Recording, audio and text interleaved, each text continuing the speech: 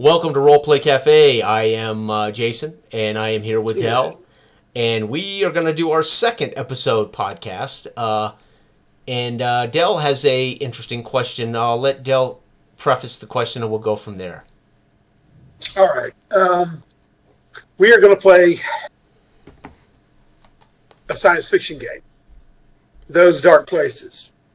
And I saw recently you put up a video and gave us a cheat sheet of a procedural list of what was expected of the crew coming out of hypersleep, as well as just, basically what their job positions required, etc. Which lends me this notion of I know that in Blade Runner, Anthony had corrected our misassumption that the police procedural was like a mechanical procedure. Right. I actually thought from hearing that it was an actual mechanical procedure, and it turns out it's a reference. It's a player reference, I think. Right. Which I love, and I'm all in favor of it. In what I don't like prerequisites. I don't like different things in games. It's required, but I love suggestions, and I love notions about how you should do things for those who aren't well versed in the subject matter. Which leads me to ultimately this question here: is what kind of settings? I guess that would go along with the games too, in how it's represented in mechanically or suggestively in a game. But what kind of settings would require more of examples of procedures or examples for certain classes or skills or professions for those who aren't well versed? What kind of requirements would that be, or what is your general thoughts on that? Well, I mean, just in prepping it, I felt compelled to create a corporate for a number of reasons. One, you guys work for a corporation, so it makes sense they would have. I mean, you work for a corporation, I'm sure, right? And they have kind of a list of protocols of what's acceptable, and whether it's how you dress, whether you have facial hair, whether you wear an earring. There's all kinds of things you have to follow when you're an employer, etc., an employee. But as I prepared this, I thought, gosh, we've seen the movie Alien, for instance, but this isn't necessarily Alien, right? We're not playing the game Alien. So I just thought, and the game does not say horror science fiction. It implies dark, terrifying places that are dangerous, but it's not horror science fiction. I'm very careful to recognize this. You guys are doing jobs in space, right?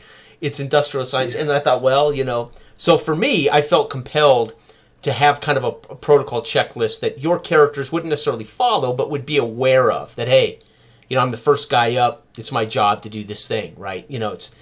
But again, like David is not going to have to follow exactly what this protocol list is, right? I mean, you're in deep space. Who you answer to? I mean, you're your own boss kind of thing. So, but I thought it would be wise to have some kind of structure as to what the ship looks like, what's expected, right? I don't know if other GMs do this with science fiction, right? Or other, I mean, even Scott's game, although he doesn't have this kind of checklist, but Scott really does define how you come together as a spec op unit. He defines even nicknaming where you get your nickname as a spec op, right? From your crew, right? I mean, you've experienced Task Force Raven from the author. There's certain protocol that made you feel like you were a military spec op, I'm sure, right? Oh, yes, definitely. Yeah. Definitely. And without that, you would feel like you're just a ragtag group, a party of D&D characters, but now you have machine guns, helmets, and, right? So you need that because it actually defines what Task Force Raven is. Mission-driven protocol. There's a mission, and you're driven to achieve the mission, and if he doesn't define it, and he doesn't define what your characters are, their job in that spec op unit do, we end up with four guys that are used to playing D&D. They just change the genre. They change a helmet. They go from a shield and a sword to a. So I think it's important that you define it in a game like Task Force Raven to some degree. I mean, it's not overly defined, by the way. I want to make that clear. But it puts you in a setting, and I think that's important, right? what was interesting specifically about the coach going about Scott's game is he has information intelligence gathering portion at the end at the start to where you choose in what areas that you want to focus on gathering certain informations, whether it be local rumors that are being spread, or either where you devote your time. So it's an actual mechanical. It's an actual mechanical protocol device that you're going to need to further information or further the next phase of your mission. Yeah, because when you go on that strike mission, you have to, it was really cool sitting around the table with people, and then we had to discern which areas of reconnaissance or information gathering that we wanted to focus on, and then pull that information together at the table and decide how we wanted to approach the situation. What's the best avenue of approach? Right. And then we went into the positions that we operated, the operators that we were, and we oversaw each other in those capacities to get the job done. So it was really you had to stay on task. Yeah. And do that. And that makes sense. I mean, I read an article years ago in I can't remember the magazine now. It was an interview with, I think, retired Delta Force, retired SEAL. It talked about months and months of what they did was just gathering intel, just putting together the mission, depending on the nature of the mission. If it's something they could prepare for, they could spend weeks or months preparing before they even set foot on the ground. Obviously, if it's an emergency flash mission or something, totally different ballgame. You're going in with whatever info you can glean. Now, again, I don't know how true that is, but I'm assuming that the article and the person that was being interviewed was, as honest as possible about, But again, there's a protocol, right? There's this whole method to your madness, so you're more successful. How successful is Delta Force going to be if they're well prepared and they're well organized for that drop, right? Versus climb on a helicopter and go with your ass on fire, without knowing a damn thing, right? So truthfully, what was laid out in front of us, I could tell at the end of it, because it got very dangerous very quickly. Yeah. Once you're in the shit, as Mike Tyson says, everybody's got a plan till you get punched in the face. Yeah. And then your plan goes right out the window. Well, it partly did. Right. It partly did because during that session we played, one of the players accidentally hit some debris and then got attention toward us, and then it hit the fan, and we had to contain the situation as best we could for everything that was falling apart. Yeah, I was on the overlook, on the top of a building. So you got to watch from a comfortable distance them get their asses kicked. But I definitely felt that if I didn't specifically target certain. Right. You know what I mean? Right. Certain. So you had to assess threat level. You had to assess the threat level. Yeah. So it was very, and while everything was going down, the opponent, the boss, as it were, that we were facing was very dangerous. Yeah. So if you give yourself away, if you don't have a good plan of approach, your chances are going to be in a win. Yeah. So it was pretty intense. Right. And it felt like danger was imminent. Yeah. And that anybody could be taken out, so he did a really good job. And therefore, in hindsight, you go, oh yes, I'd see why. Mm-hmm. Even if I was totally green without any kind of concept of first how special operators approach a situation, I can see now the vast importance of information gathering before we intel before we even approach it. Right. So mechanically, that's a very good example of why mechanically that is needed. Yeah. Can you stretch that? So we can admit that about a setting, right? So Scott's is a setting written specifically for Savage Worlds game system. And part of that setting is not just information. He doesn't just spill information. There are mechanics there that make that a different. That's going to make that a different session of Suede than a different setting of Suede, right? What is it, Deadlands or Dead, Weird Worlds or whatever, right? Right. So I mean, he's I mean, his setting actually provides a level of mechanical protocol.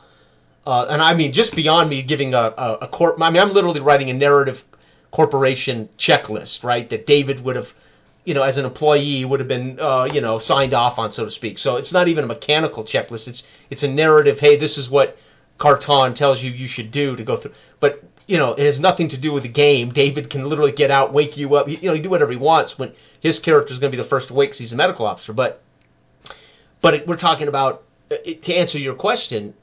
So then that bleeds into the, for me, you've answered the question pretty much, right? There's a setting for a game system that actually mechanically makes makes the actual SOP or protocol necessary, right? Oh yeah, it's not just flavor, definitely. It's not just narrative, right? It's a mechanical piece of the game, right? Yeah, and like I said, initially it was a little icebreaker, which I thought was very neat around the table, where you get to name each other your code names based off your description of your characters, and then everybody else names your character of what you say while you're in game. So then you have to do the information gathering. Then you go in there and you try to work as a team to accomplish what you got to accomplish. It was very. That's right. It was nice. It was nice. It's not necessarily anything that you run into in most RPGs. At least did that put you then? Did that immerse you? Did that put you in the mindset of a military man, right? Of a military spec op soldier? But more so, I played the only thing close to it was Quantum Black with the Ubiquity. Now, so what is Quantum Black? Because I've not played or read Quantum Black. It's Ubiquity, correct? So how does Quantum Black make you feel like a spec ops? What's the protocol or the mechanics that make you feel like that's a military protocol? Well, to tell you the truth, it's whenever I approach that game, you're not necessarily. It's more like that you've become aware of the paranormal, right? And so you've been brought in off the street. You could be anything. Like I was a reporter, and I stumbled into this truth. Gotcha. And then so I get hired on. So it's more traditional. It's more traditional role playing game in the sense that everybody creates the character they like to play, and then this becomes their job. So I could be a school teacher who chooses to do this thing, or exactly. That's how you get training to do this, but you're still not in the mindset of a professional that has this accountability on his shoulders that he has to go in and operate. So that started me out on the right foot in mindset that I had responsibilities to my team members, because I was surprised in Task Force Raven.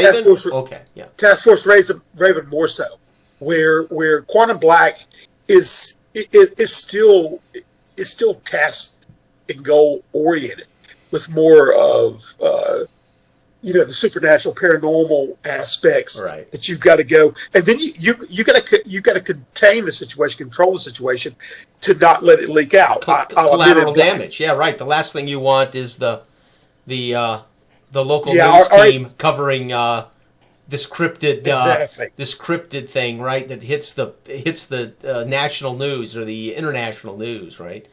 It was very cool, but it wasn't like all. When you mentioned, and I wanted to bring this around to something else too, but when you mentioned the verbiage that's used in Task Force Raven, even that reading, even just skimming over it and all the material, you could tell. You tell Scott knows what he's talking about. It's coming from the source of information and then it has a weird way where it just kind of soaks into you, and it changes your view of things, so you take it more seriously. Well, yeah, I mean that's the reality of great literature. I think great rule books, right? They at some level they should, through their rhetoric and their writing, should kind of start to pull you into that headspace, right? Exactly. And when you get to the jargon portion, I can't remember exactly where some of his examples of the jargon start, because the book's, it's just a well done book. But you're reading it, it feels authentic. Therefore, you're immediately going, oh yeah, this is sweet. I'm gonna get. So I would expect if I sat down to play with the guy who's going to GM this to give me what I'm reading, right? I'm reading this authentic military. There's some jargon here, but then we're going to play Suede, so we know it's going to be balls out, high adventure, over the top. But for me to feel invested in the fear of it, the fucking danger of it, I know I'm a competent spec op. I know I'm capable. I've worked for a government that's provided me the, now I'm going to face some stuff. Now I've got to somehow take all of my abilities and do my job, right? Mission oriented, quash this thing.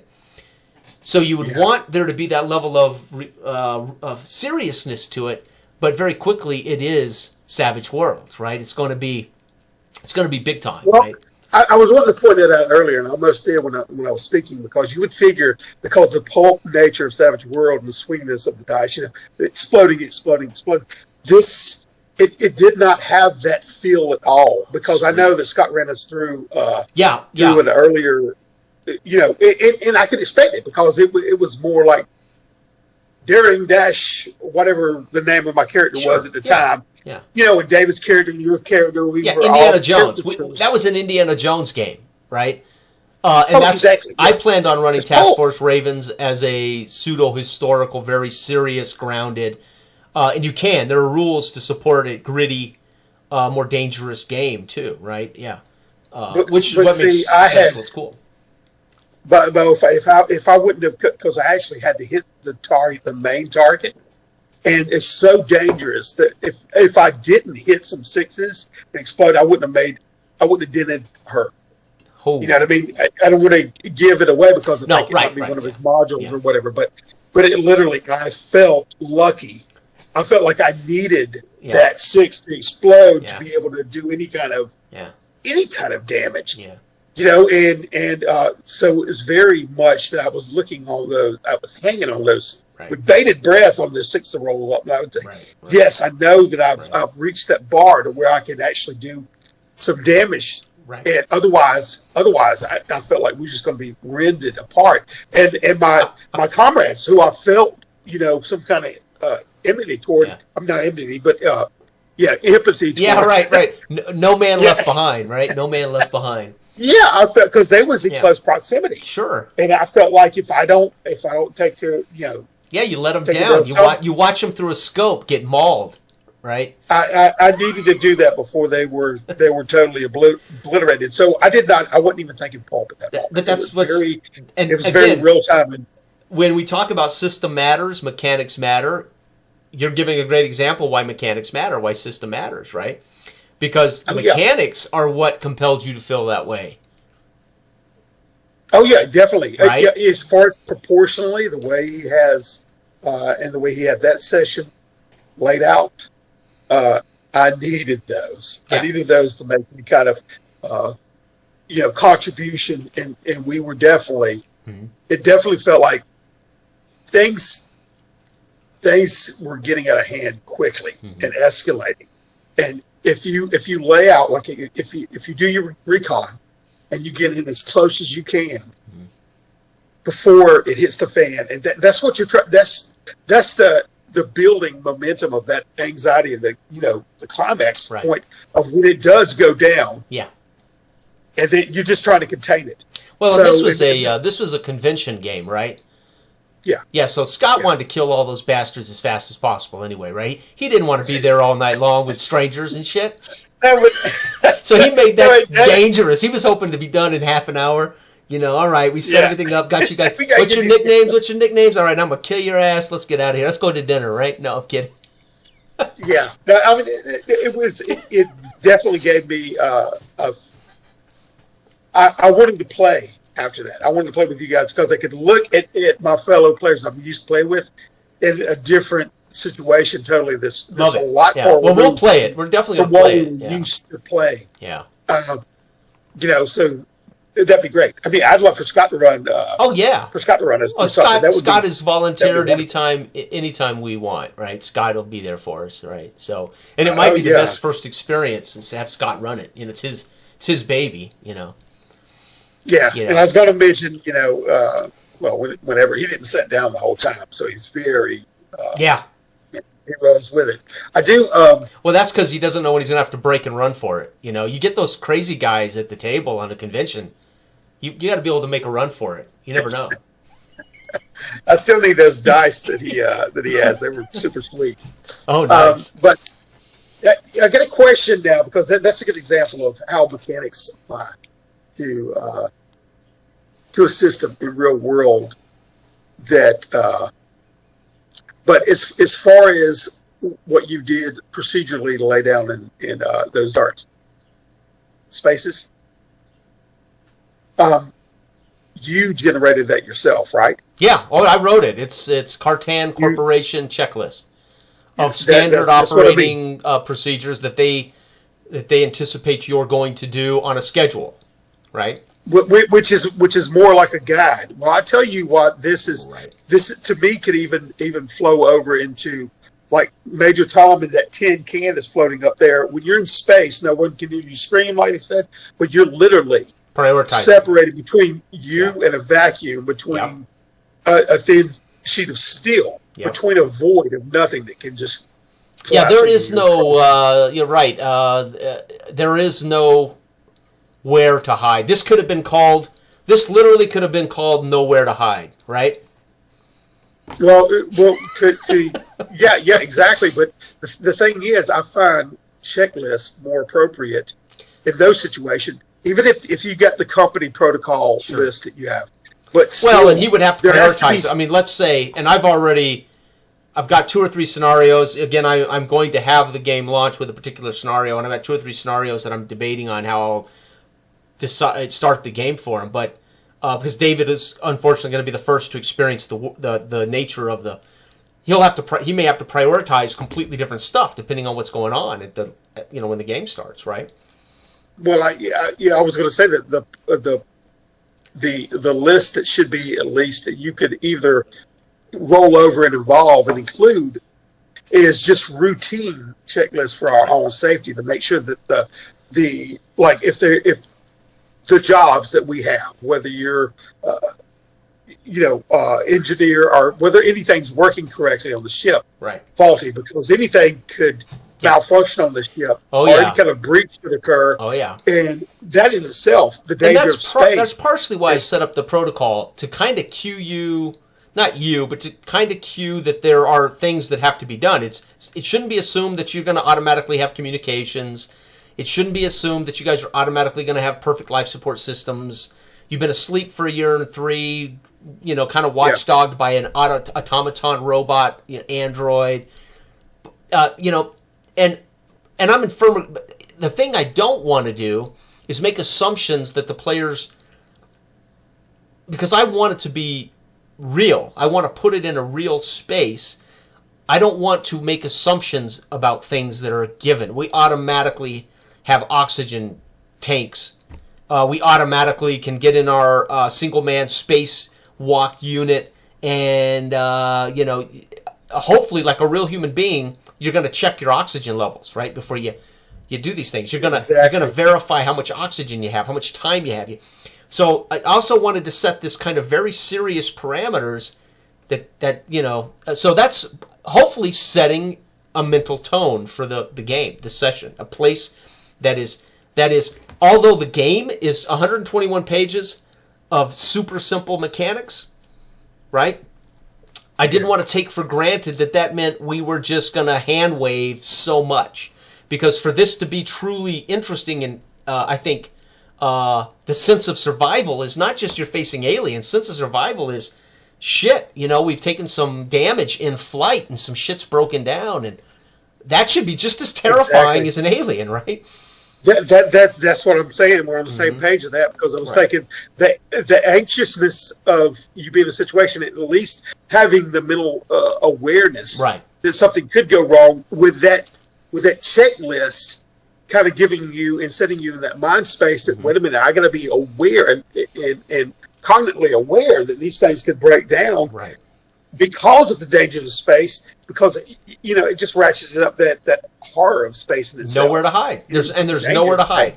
It ain't like you can pull the RV over and park it on the side of the road, get out and thumb a ride, or walk to town, right? I mean, this ain't. I mean, even in a boat on the ocean, most likely you sink a ship in the middle of nowhere, you're probably a goner. It's just a matter of how long before you're a goner, but you still have a sense that maybe you'll survive in the vast ocean for a while anyway, right? I mean, but in space, as you say, you are walking you are quite literally kept alive by machinery. Yeah, exactly. I mean, on planet Earth, we take for granted machinery doesn't keep us alive. Yeah. I mean, if the power grid went down now, that isn't what's keeping me alive, baby. I mean, exactly. Obviously, you like to think you're able to cook and hunt and, stay alive if the power grid goes down and your neighbor wants to steal your food from you. Hopefully you're prepared for that, right? But I mean, in space, you are quite literally reliant on machinery to keep you alive, right? And that's this. Like I said, this isn't Buck Rogers. This isn't Flash Gordon. So I thought, again, I wanted that checklist to be that final piece of the prep for the players, session 0 prep, that kind of set the mind space that this is, this is real. This is a real job, and I think it ramps up. As I told Jenny, for me, this is slow burn gaming. This isn't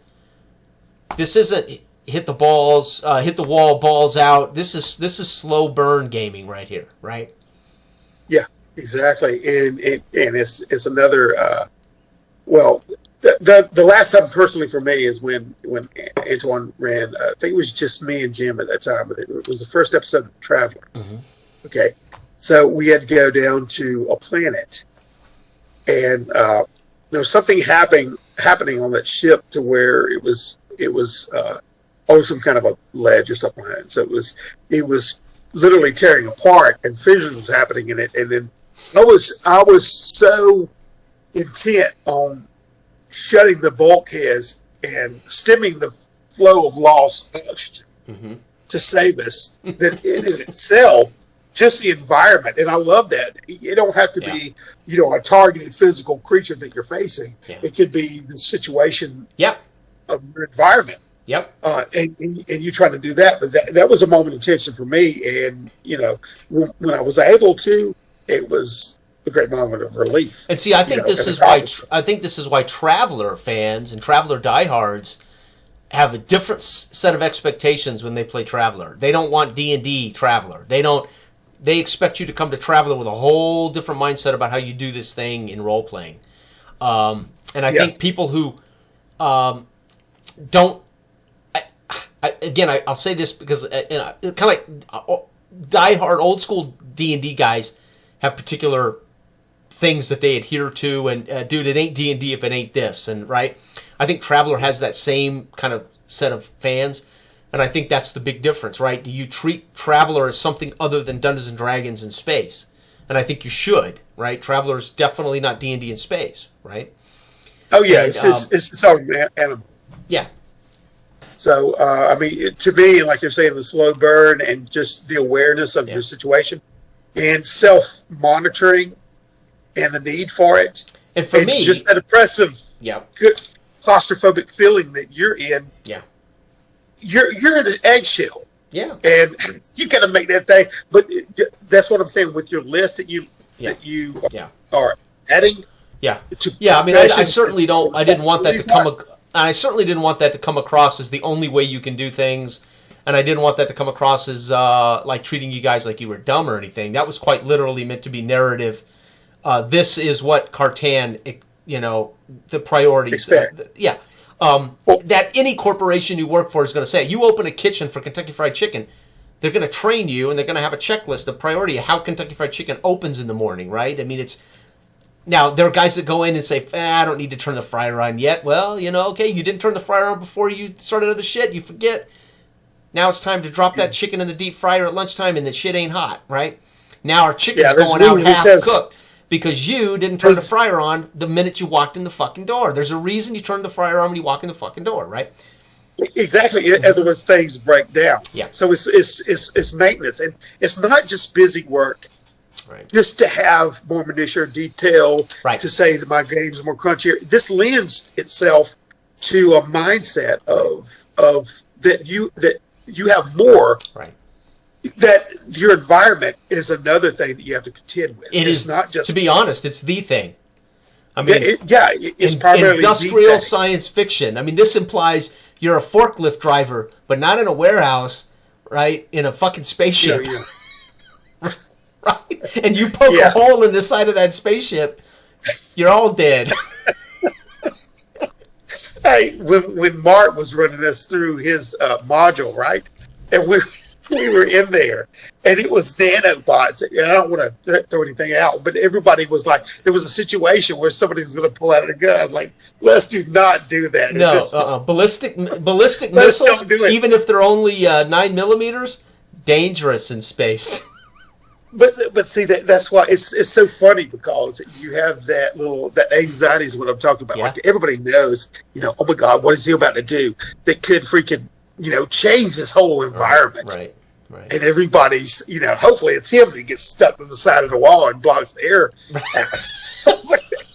Has his intestines ripped through his back, right? From the right.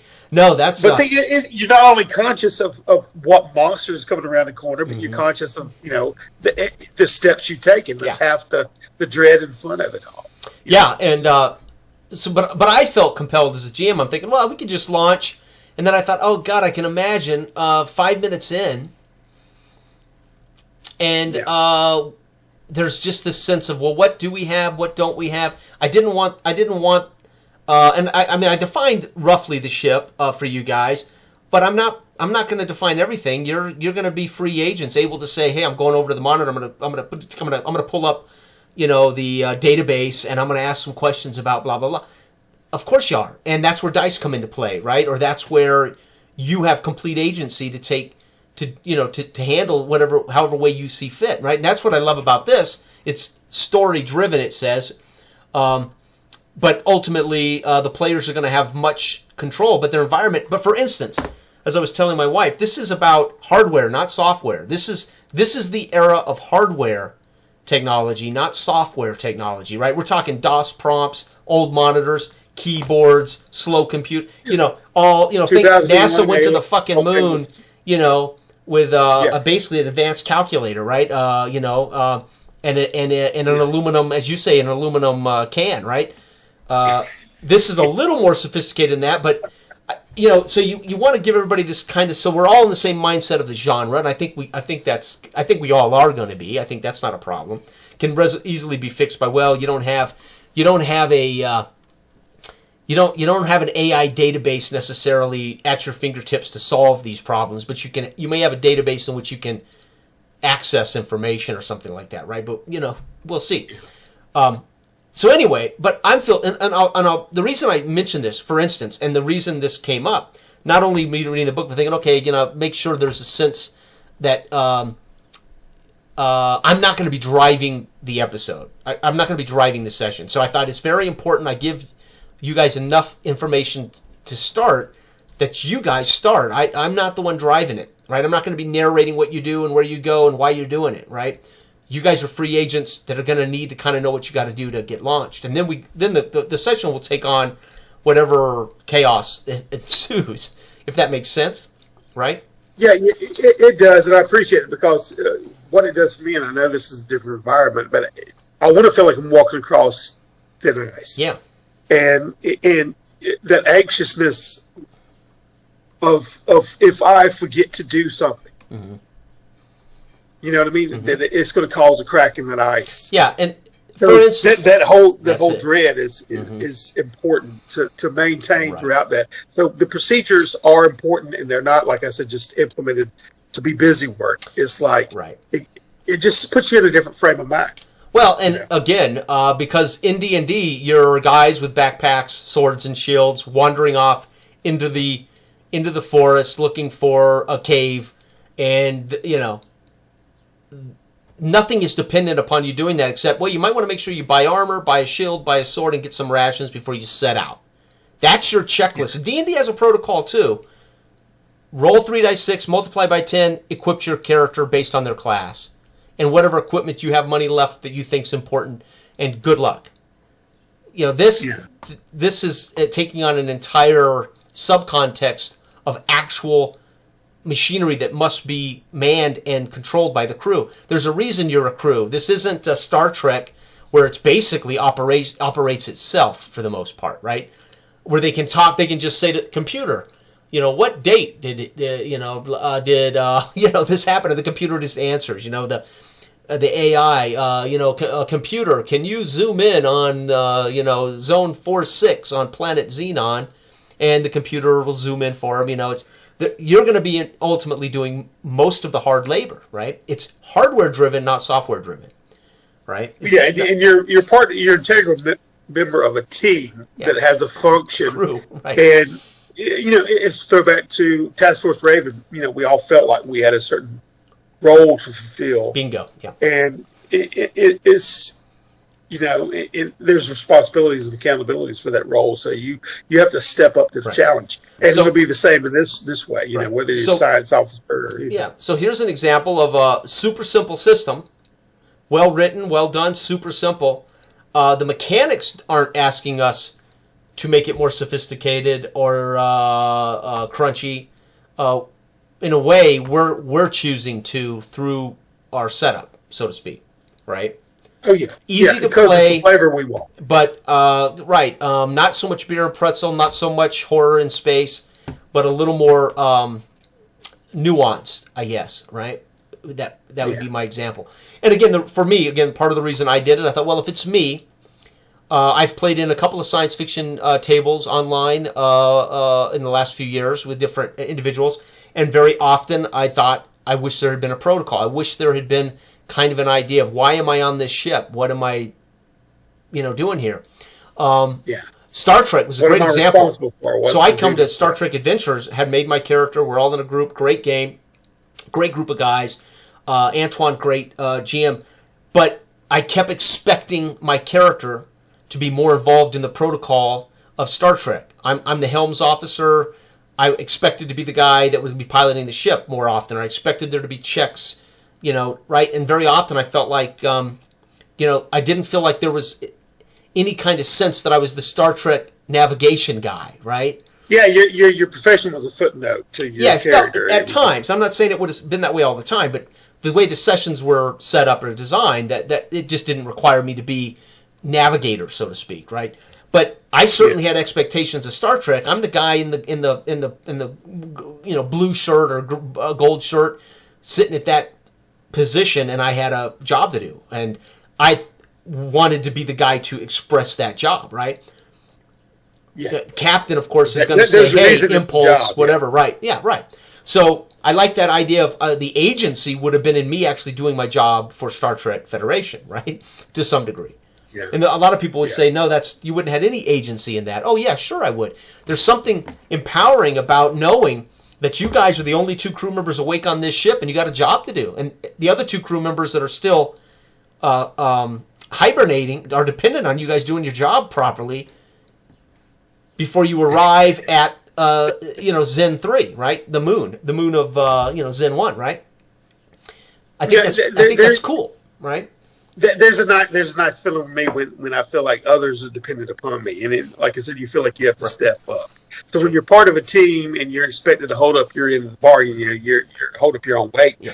You will feel just naturally as your character good about yourself and more accomplished whenever you do that which you're supposed to do as part of the team. And it's nice to be able to look at a colleague and say, we need you to do what you need to do. So in a lot, whether somebody pre-makes a scenario or whether it just comes up, there I believe needs to be in some way where the validity of these positions have to come into play. Right. Especially, if you're on a ship, I don't see why they wouldn't. At least. There's a ship, and there's a ship to be manned, and there's a mission to be accomplished. There's got to be some sense of organization to that to a degree, which is why I just wanted to list the basic protocols of getting out of hibernation, right? Yeah. What conditions the ship in, et cetera, et cetera. Outside of that, how you guys then drive the ship, how you narrate where you're putting the ship, and how you narrate how you're... That's the beautiful thing about it. Once you're in the driver's seat, or once you're in the engineer's seat, once you're in the doctor's seat, and you're dealing with prioritizing particular issues, there may be some things that have to be prioritized because we got a problem. We got an alarm going off, right?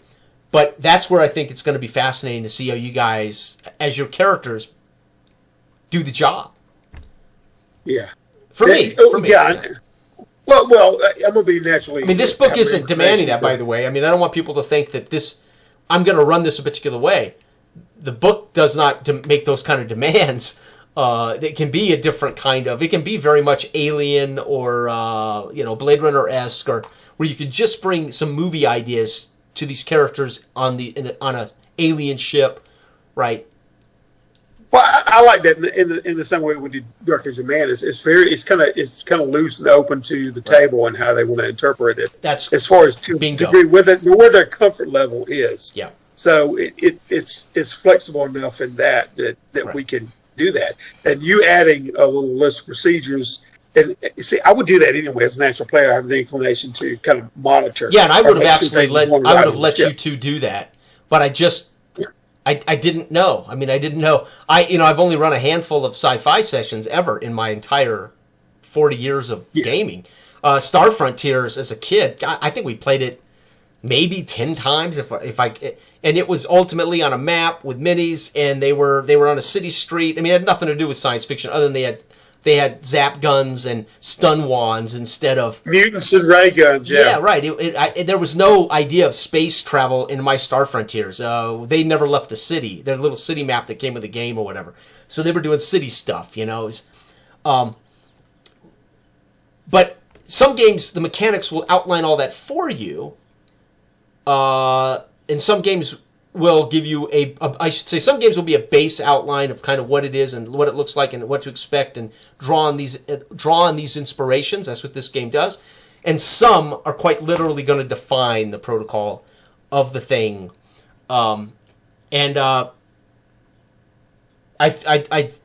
don't know which is better. I think it's probably better when you're playing games that are dependent upon that subject matter, if that makes sense. D&D isn't. D&D, you're making a character. He's a fighter. He's a thief. And you're gonna go do this thing. And I'm talking about basic D&D. You're gonna go into a dungeon. You're gonna pick locks. You're gonna fight skeletons. You're gonna face down traps, and you're gonna come out with some money and maybe survive, etc. If we're just talking about what basic D&D asks of you, the protocol is roll 3d6 straight down, name your character, roll up your hit points, outfit them, and then it's kind of sky's the limit. You're going to experience the dungeon as you move through it, right? Other games are different. Yeah. Well, I mean, a game like this, I don't think it's necessary to break down to the umpteenth degree of a list of protocols or anything, because if you tell me of what if we're looking at Alien or we're looking, I've seen those movies and I know that time period. And I know the feel of it, and I think anybody who has, they're going to naturally be inclined to operate inside of that, that mental place. Correct. As far as representing their character, I'm going to be, like I said, predisposed to going and checking systems or checking to see whatever, or looking on some kind of a monitor or making sure something's running correctly. Just is almost a slip into the shoes of, but as a not necessarily a filler, but something to add atmosphere to what and make it feel at home, right, for everybody at the table. And I think everybody, as opposed to trappings, does know that. Right. And I think that's the concern when I play a game like Golgotha. I feel like the science fiction is just trappings. It's just the bunting we hang around the room. Right? Because it's really a hack, pulpy science fiction, ray guns and right. Ships and ray guns. And I guess that's the point is you don't want the genre that we define to just feel like trappings, right? You want it to actually be meaningful to some degree. And again, that is where mechanics might come into play, right? When a game demands Star Trek Adventures 2D20, great example. When a game demands certain things must be achieved, which creates a certain level of deliberate play, right? Deliberate mechanics making a deliberate thing happen, as opposed to hand-waving the tractor beam or hand-waving some things, right? Yeah. So something like Astonishing Interplanetary Adventures, single-page RPG, what we used for 2061. It was balls out, characters on the ground, just play, just go. And there's a lot of details and things that we did in, say, 2061 post-apocalyptic. It's just hand-waved. You're going to start your motorcycle. Great. We didn't get into the detail of the minutia of living in 2061. If I'm making any sense. I don't know if I'm making any sense.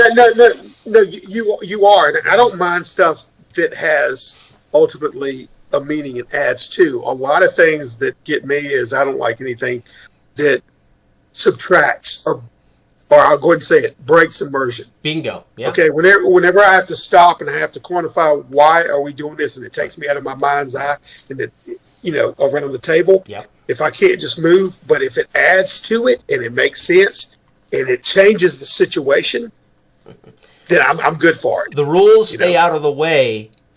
The details from your play arise. Right? That's what complicates this will be what comes from what we're doing, not what the mechanics demand of us. Yeah. Right? And I was explaining this to my wife Jenny this morning again. Dark Age of Man, I mean the difference between Simbaroom and Dark Age of Man is you are who you say you are in much control of the whole narrative. So I was saying, something like I need a stool to get to the top shelf of the barn. And in mini games, you're going to ask Mother Mayar, is there a stool around here, boss? You ask the GM, is there a stool? Is there something I can use to climb to the second level of the barn?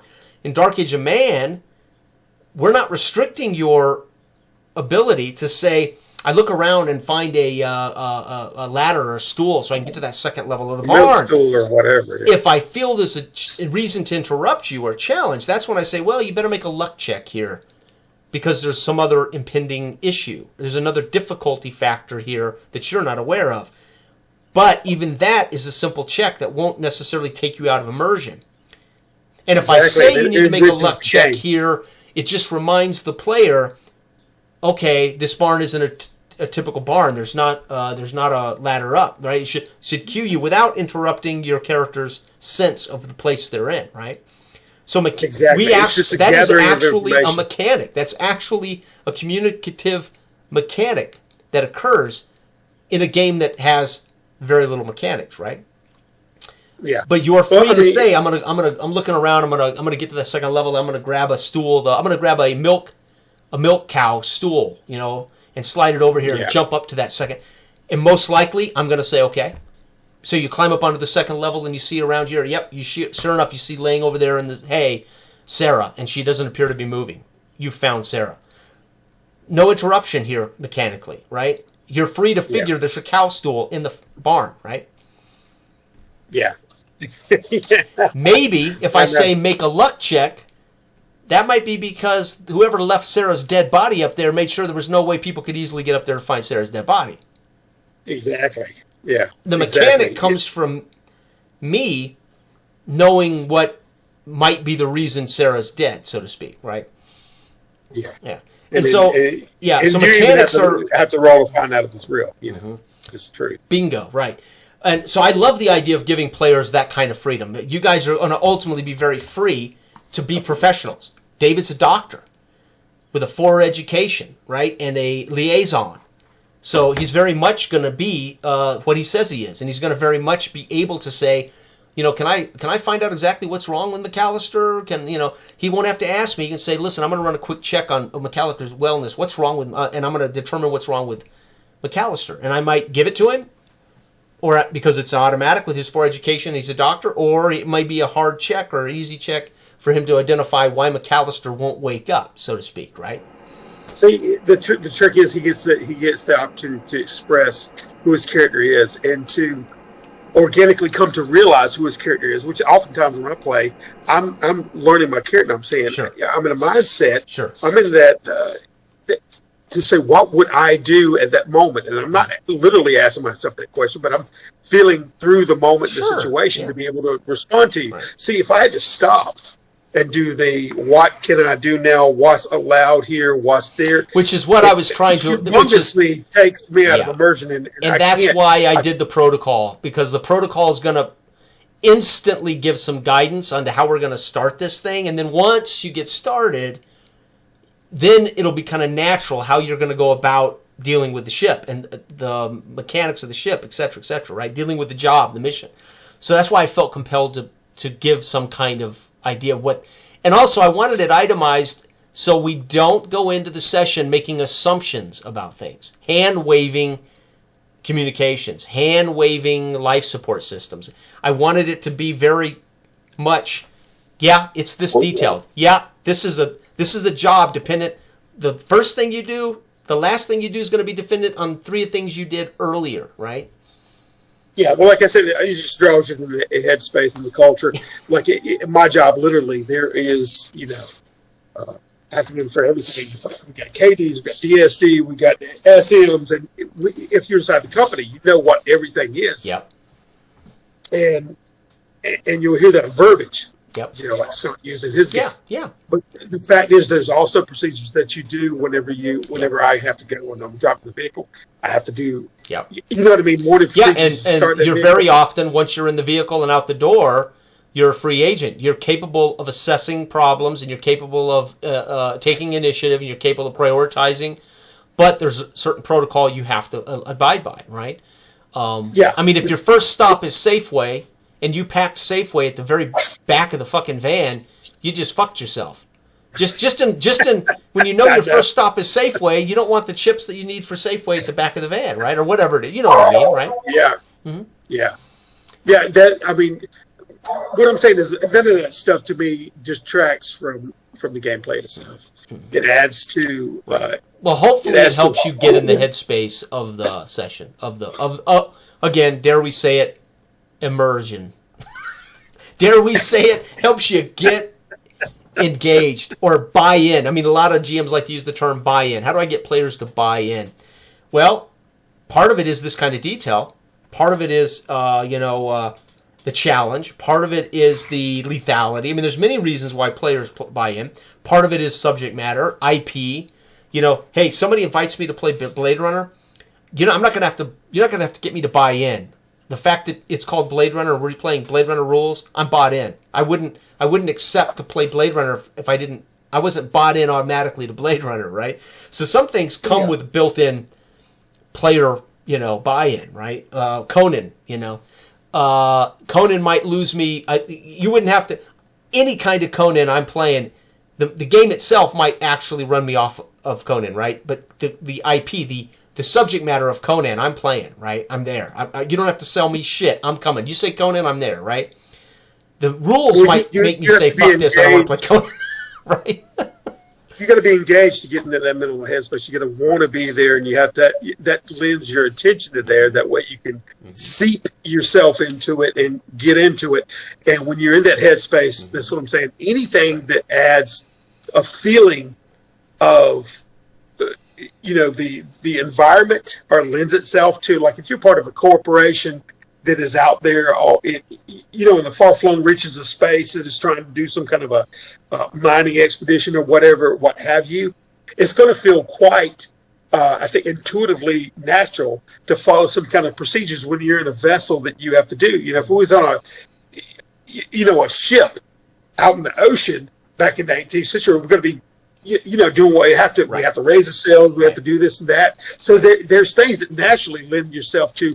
Oh, I feel like this has to be done. We're part of a team doing this. Yeah. So I don't see anything that you're doing, whether it's the company saying it or whether it's just your profession lends itself to what is your normal. Accountability. What your accountability is. Well, players are people, and players play very much like they work. You can't teach critical thinking. You can't teach initiative. So, we had a restaurant. We owned a restaurant for 9 years. You get those people in the door that they either experienced, but they can assess quickly what needs to be done, and they take initiative to do it, and they aren't told. They don't have to be told. They don't have to be ordered around. Right? Somebody says to me, boss, what do you want me to do? And I look and I say, well, you got tools. There's a knife. And you can see we have no carrots prepped. Chop the fucking carrots. I shouldn't have to tell you with a knife available. And you can see around the kitchen there's no salsa prepped. right? You know where the recipe. They spend more time. They spend more time. So you spend more time with some guy coming up going, "What do I do now, coach?" Dude, you know we need salsa. It's the same thing every day, every fucking day. So we'd have a list on the wall when they came in, a prep list of what they needed to prep. So they should be able to walk up, see salsa. They go over and grab the salsa recipe. They have all the tools they need. They have all the food in the walk-in they need. And now you know how to use the knife. Prep the salsa. Then you would get those people that no matter what they were asking or had to be told, right? And I think there are players who take initiative. There are players who are critical thinkers, and they have the tools in front of them. But again, if a game like this, if I don't feel like I've identified the tools, right? You guys, I wouldn't have to do this. You guys are mature. You're veterans. You're older. You've got vast experience, right? So I know I wouldn't have to give you guys any tools. You would just, you know what I mean? You would know that, okay, here's what we're going to have to do. We're going to have to get in the spacesuit. We're going to have to spacewalk out there to fix that thing, right? You wouldn't need me to tell you that, right? But it could very well be then there's that situation. Do we have spacesuits for... And then, of course, that's a normal question. Don't make assumptions. Ask. But right. What's interesting to me, though, is that list of protocols you got, though. If we don't follow protocol, that could be a strike against us. That's something we'll talk about. Yeah, and there's something we'll talk about pre-session. I want to make it clear to David and you and whoever else may play. You don't have to do... I mean, it's not literal. It is a checklist of the proper procedure, but it's not like you have 4 hours that but I know, but there's procedures at my job. Right, let's say I shortcut. Yeah, you know what I mean. It just has a feeling to it, and I'm saying it's to me it lends flavor. Right, is what you're doing to it. Right, because here's what's going to happen. Okay, well, this is the company we're working for, and this is what they expect. So therefore, I know I get a good concept of what this company is. Well, and there's a reason I did it too, because I don't want you to make assumptions. So, for instance, part of the very end of that checklist is launch long-term communication, long-range communication buoys and short-range communication buoys. Right. I don't want there to be that moment where you say, "Yeah, I'm gonna hail the space station Oasis," and then I have to say, "Well, I could just say you're not getting a signal," and then you go, "Huh? Why am I not getting a signal?" We end up in this kind of. I have to slowly kind of pull you along to say, right? So that's kind of a reminder that everything is dependent on everything else. So if you want to communicate with the space station Oasis to let them know you're in the Zenith system or whatever, you've got to have those buoys launched so you can communicate, right? Yeah, series of mission objectives that you have to do, and that's great to me. Making sure we check those boxes going down is something that I would like to have on hand while we're playing this thing. Right. Okay, now let's do this. It kind of gives you tasks to do while you're inside, and focus tasks. Yeah. Well, and that'll quickly doing it. And those things will quickly prioritize themselves if there's problems. All of a sudden, you're not worried about long and short range buoys. You got another problem that has to be fixed first, right? So the session, all of the play once we're at the table, it's playtime, right? I just want everybody to be kind of comfortable with this idea that you're not going to just make a character and show up like D&D, right? There's going to be a little more. There can be a little more, right? And I could trust all you guys to know that, of course. So I didn't. Hopefully, it wasn't offensive that I prepped it, but I thought it would help kind of organize that this is pretty detailed, task-oriented gaming, right? Well, let me. I mean, I have not played Call of Cthulhu. Oh, go ahead. Yeah, go ahead. But it isn't offensive. I tell you why. Because like when you mentioned that 2061, we hit the ground running and we do this, and we're dealing with immediate things that are happening. Yeah. Right then and there. Yeah. Okay. Now, that's being fluid. Okay, if you catch my drift on that. So you've got to be in the moment, and you've got to roll, and you've got to do whatever. And there's a different way. It was a partnership in gaming in that we were in complete conversation. Yeah, but what I'm saying is when you have something like, if I'm playing the game of, maybe I got Baker Street over there, Sherlock Holmes, okay? I haven't played it yet.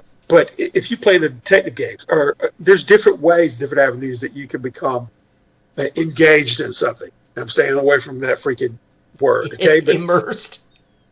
Yeah, engaged is great. Love it. Okay, and that means that I can literally sit when you're playing these games, role playing games. It's a handshake more than anything. It's communication, but it's also I have to have something that I am putting together mentally.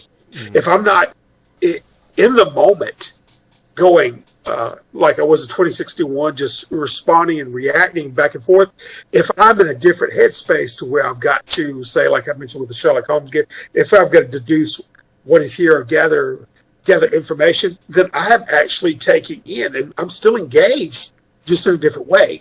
And what you're doing here gives me more fuel to be engaged with my responsibilities on ship. Mm-hmm. And while I'm on ship and I'm on task and I know that these criteria for me, the company wants me to do this, and then they say, well, here's your list of objectives for the mission, mm-hmm. or the normal things you should achieve. That way I can busy myself in doing that and check this off. And then when something hits the fan, maybe I don't have to contain that as it comes up, mm-hmm. but I'm still engaged and I need to be in a certain mm-hmm. way. And like you're saying, with a slow burn, mm-hmm. that is what is so nice about that, other than being just viscerally. Yeah. Well, and I think this is the biggest mistake GMs make. Maybe young GMs more than older GMs. Certainly GMs that are GMing less experienced players, which we don't have a problem with our groups. Everybody's, again, older, mature, well-read. Is when I say, hey, think Alien. Well, okay, so there's a lot of Alien movies. I don't know how many, 6 Alien movies, right? And I say, think Alien, first movie. Okay. Everybody can visualize what it looks like. They can visualize the nature of the horror. That's going to be psychological horror of being trapped in a tin can with a superior species of animal that you're going to die, right? Okay. So priority number 1 in Alien, the game, no matter what the mechanics say, is you're going to fucking meet an alien and you're going to probably fight for survival. So Alien is a survival game, in my opinion. Now, I haven't read the role-playing game book, but it's probably really a survival game that happens to be set in the Alien universe IP. Okay, fine. Universe. No problem with any of that. But when I say to you, hey guys, I got those dark places, and think Alien, right? Well, people only think what they've seen, and they're going to only think in the lines of what they saw in the movies, right? They're going to play a caricature of a character from the movies. They're going to play a caricature of what did the engineers do in Alien? Well, they had to go down and fix you remember, they had to go down into the bowels and fix the thing, right? Put them in a bad place, so it makes sense, right? But what else did they do? What are the jobs? What else were the things? And so I think, hopefully, players who are choosing to play the doctor, or choosing to play the medic, or not the medic, the helmsman, or the whatever the positions are. I can't think of all the crew positions. They're going to come kind of built in with what they desire to be and achieve in game. So I don't have to write protocols or SOPs. They're going to take, hey, I'm going to check flight systems. I'm going to sit down in my pilot's chair. I'm going to check the flight systems, make sure everything's a go. Right? They're going to hopefully do that. And they're going to love the fact that they're in charge of that. They're going to, hopefully, the players will have agency toward that. Right? Yeah. Yeah. If that makes sense. I mean, secondarily, I mean, as far as lists of professions, what you're accountable for, it's kind of secondary to what the crew is accountable for, the mission statement wise. But the danger of just mentioning IP to players and say, hey guys, think Aliens, I'll see you on Tuesday night, that's pretty vague. That would be pretty vague and pretty, then we get, who knows, you get maybe too broad a spectrum of what that might look like, right? Or if, I take it more of a timepiece of how science fiction was represented back in that's the goal. 70s and 80s. 70s and 80s science fiction media, right? Pop culture. Yeah. And that's exactly what I'm treating this like. But you're actually going to perform professional jobs, so to speak, right? If that makes... Yeah. I don't really... we're putting way too much talk and thought into this one thing, but your question, I thought, was interesting because this game doesn't mechanically demand it, right? Yeah. But for me, a science fiction game like this that isn't Buck Rogers, Flash Gordon, kind of pulpy, over the top, Star Wars, which comes laden with everything that is Star Wars. It's fantasy in space. It's the westerns in space. It's the good versus evil. I mean, Star Wars to me is I don't know many people who don't know or haven't seen a Star Wars film and won't understand what Star Wars is when I tell you what it is. And, it's a fantasy. I mean, well, I mean, I read a lot of hard sci-fi. Mm-hmm. You know, I mean, as far as comparatively, but that's just like a space opera. It's like a space fantasy. Sure, it is. Yeah. Star Wars is. Right. You know, but there's nothing wrong with that. You know, no, and that's just the trappings of. No, there's nothing wrong with that. It's Star Wars is a wondrous and joyful romp. Whether I'm watching the movies or I'm, I never really read the comics or anything like that, and I've only read one or two of the original books of the Han Solo back in the '80s, the Han Solo books, I think. But my point is, I think sometimes it is a mistake just to say, "Hey, think Conan," and I'll see you Tuesday night. Right? Oh, yeah. It may give different people. That's what I'm saying to me when you first said that. I just thought, you know, that technology level is what I was getting at, which I do appreciate that technology level because, you know, I feel like more so I'm in a tin can, which brings that amount of dread to the system. Like I said, I want to feel like I'm walking across thin ice and something can break if I don't maintain things, and secondarily, like I'm fighting two fires at the same time. Right. I got to deal with this, and then I got to make sure that freaking alien don't bust through the bulkhead and cause us to lose prey. Right. Anyway, you know what I mean. So you're juggling with that aspect. Though I knew that prevalently in that time in those movies and whatever, it still had that fear of space. Right. Well, and it's like my pitch to my locals for the Savage Worlds, World War II in France, occupied France. First, it's the obstacle for a group of people who don't maybe understand or know the history real well. The second big obstacle is they don't understand the protocol of being spies behind enemy lines in France in World War II. Not going to happen. They don't even know where to begin. And I realized for me to run something like that for them, number one would be to force their hand. We'll do it. Hang in there. You'll get it. You'll dig it. Don't sweat it. But then it would have required a lot more protocol work for me, just so they understand what that. I mean, I can't explain it. People who are well-read or even have seen lots of movies or whatever, they can imagine what it would be like to have to, parachute behind enemy lines at midnight into France, occupied German, France, infiltrate a German village. In contact with first resistance. As a disguised Swedish, lawyer there to do work for, whatever. It's almost like you have to give them a list of movies or something to play catch up. I'm getting that too. I hate to say it, but maybe too complicated for that. Which is why pop culture, pop fiction, high adventure stuff is popular. Which it's why D&D is popular, because any type of fantasy is acceptable to most D&D tables. Whatever a guy comes to the table, my dwarf is this. Not many people at the table are going to argue with you. Yeah, your dwarf ain't that. Of course, that's your dwarf. Yeah, we kind of You know what I mean? We kind of knew that was prevalent in. I mean, you're dealing with people who, I mean, unless you're really dealing with the niche player that gets into some kind of a special subject, like you're talking about that era of World War II. Sure. I used to study it some, and I could just, without even thinking it, because I project my own understandings onto other people. I'm like, you don't know that? Yet if they I try not to ever do that because first of all, a lot of people don't even have the same interests. They why would I know? I don't give a shit about occupied France in World War II. Right? Yeah, I'm just saying it can be turned around on me. Somebody said like some kind of anime I'm not even aware of. You know what I mean? And dude, expect me to hop into it. And don't ever mention anime to me. I have no clue. I don't know any anime. Nothing anime. Right? I mean, it's like so the shoe would be on the other foot at that thing. Well, I know how to role play, but do you know the setting that this is in? Yeah. No.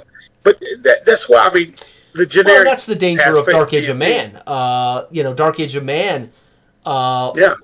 It's a loosely fitted pseudo historical Dark Ages.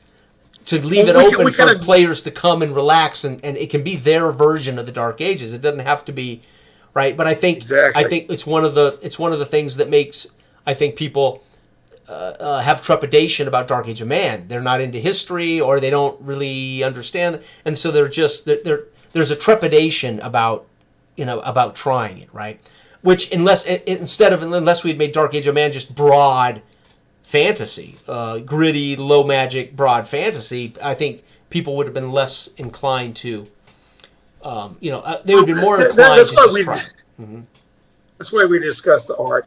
We need people, because the concept that, Dark Age is going to be more Middle Ages and more what's been seen in popularized films and whatever that's going to be, so we know you can't, when you send your baby out there, people are going to play it how they want to play it, and that's fine. That's fine. So the art even kind of goes back and forth on that, because we're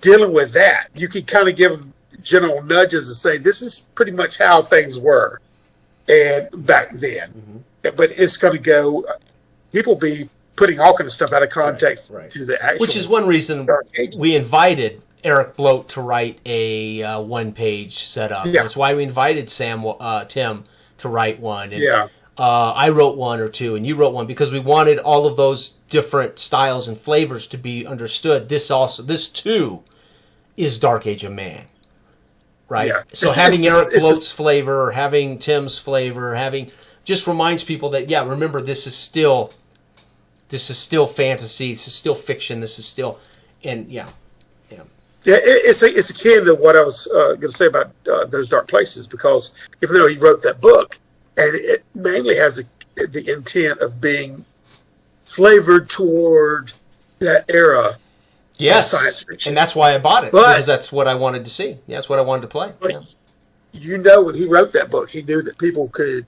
stretch it, make it malleable, and make it Star Trek, or make it whatever they wanted to, and play it that way. So the fact that he even mentions Outland and Blade Runner. Outland, I don't know if you've seen the old Sean Connery film. Outland is one of my favorite films. It's not a great movie, but one of my favorite films. It's a Western in space. He's basically a sheriff in space, right? And Blade Runner, of course, is a film noir cop drama, right? Instead of him being a private eye in the 1940s, he's a cop in the future. But it's basically Humphrey Bogart would have played this role in 1942, wartime film, right? Just happens to be in the future, and he happens to be carrying a blaster, and he happens to be hunting down machines, right? But it's fucking Humphrey Bogart, film noir, straight up private invest. Even the femme fatale. I mean, we get the femme fatale pretty quickly in that film, right? Blade Runner, the first Blade Runner film for me is a masterpiece, and it is quite literally film noir. It's modern film noir, right? And so when he mentions Blade Runner, it's like, again, and I'm only looking at 4 attributes and crew positions. Dude, we can make this. We can do anything we want with this.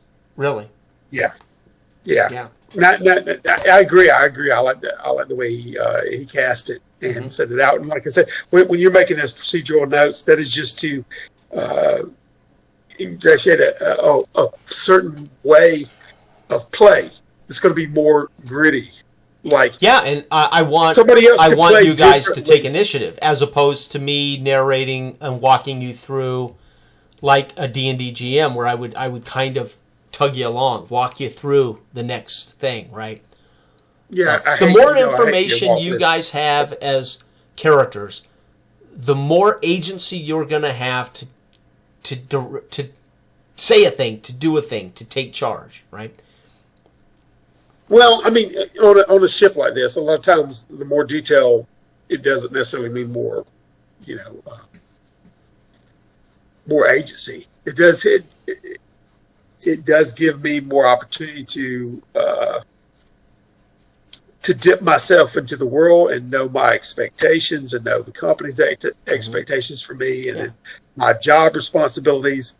And it serves as a guide in a way for this setting in this world and what's to be understood as far as what is expected of my character. And that's it. And then I'll pick up a play and from there, which is beautiful. That's all I need. That lets me know more specifically the tone that we're trying to set with this session that's coming up, and that's what's important.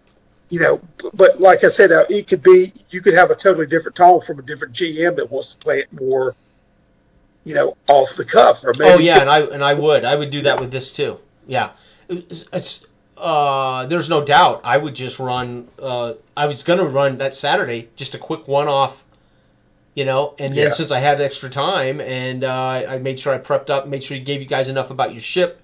And again, I didn't know if we would go on and play more sessions. So I thought we better have a pretty good footprint if we wanted to end up playing a few more sessions of this. So you can, But, I'm a firm believer this is also a great, hey guys, we're going to play an Aliens type game on Tuesday night. Let's go. And, that would be no problem with all the expectations players would come with that. Right? There might just be more of the questions, the Mother May I, hey, does this ship have AI? Going to have to deal with that in session, right? May still have to do that. I mean, they're still going to have a lot of questions, right? Do we have oxygen? There's probably going to be a little bit of a learning curve, but I think you've preemptively solved some of that with your list. And, if we could say potentially in session 0, maybe 10, 15 minutes beforehand, and then, we always ask those questions, suss that stuff out, and then hit the ground running, and we know what our expectations are beforehand, and can ask any whatever crops up during the game. I'm sure. I did that with Conan. Much. I ran In Darkest Warren's Conan for you and Todd and Jory. Jory, I think. And I just said, hey guys, we're running Conan, and I gave you a quick. I think I maybe gave you a little bit about roughly what era and where you might be in session as far as the picks, the countries you were going to be dealing with in a way. But that was it. And we had a great Conan session, I thought, with a simple one-page RPG. I thought it was one of the funnest sessions and the most interesting, and it was Conan for me through and through. Right? Oh, yeah, definitely. Somebody who plays a Conan written IP with Conan lore and the 2D20 system might watch that game and go, it's not Conan, but depends on what they think Conan is mechanically. To tell you the truth, like you were speaking about Blade Runner, you said it's film noir because if it was Humphrey Bogart, you're making a point here that it doesn't matter the trappings of the setting. If you're in space, if you don't have characters and people playing character developments, and characters interacting with each other, I don't care what you're reading, any kind of a story. The resident crap is just background. Yeah. If you got Kirk and Spock and Bones doing what they're doing, no matter the utensils that they're using, whether they're using a tricorder or a communicator or whatever, that's how they interface or they get the ship. That stuff isn't really what the story is about. Right. Well, and this is what bothers me about IPs. When somebody says to me, hey, we got the Blade Runner role-playing game coming out, and it's you make a character from all different walks, and there's police procedural ideas built in here, and you're going to be cops at a precinct. I say, that ain't Blade Runner. Blade Runner existed, nothing existed before Blade Runner. Ridley Scott made somebody wrote the screenplay, can't remember now who, and Ridley Scott made the film, and that's Blade Runner. Blade Runner was film noir. It was quite literally an homage to the old 1940s private eye movies. Very little police procedurals in that film. He's basically a he's an ex Blade Runner who's brought in and says, I need you to hunt these guys down. You're the only guy capable.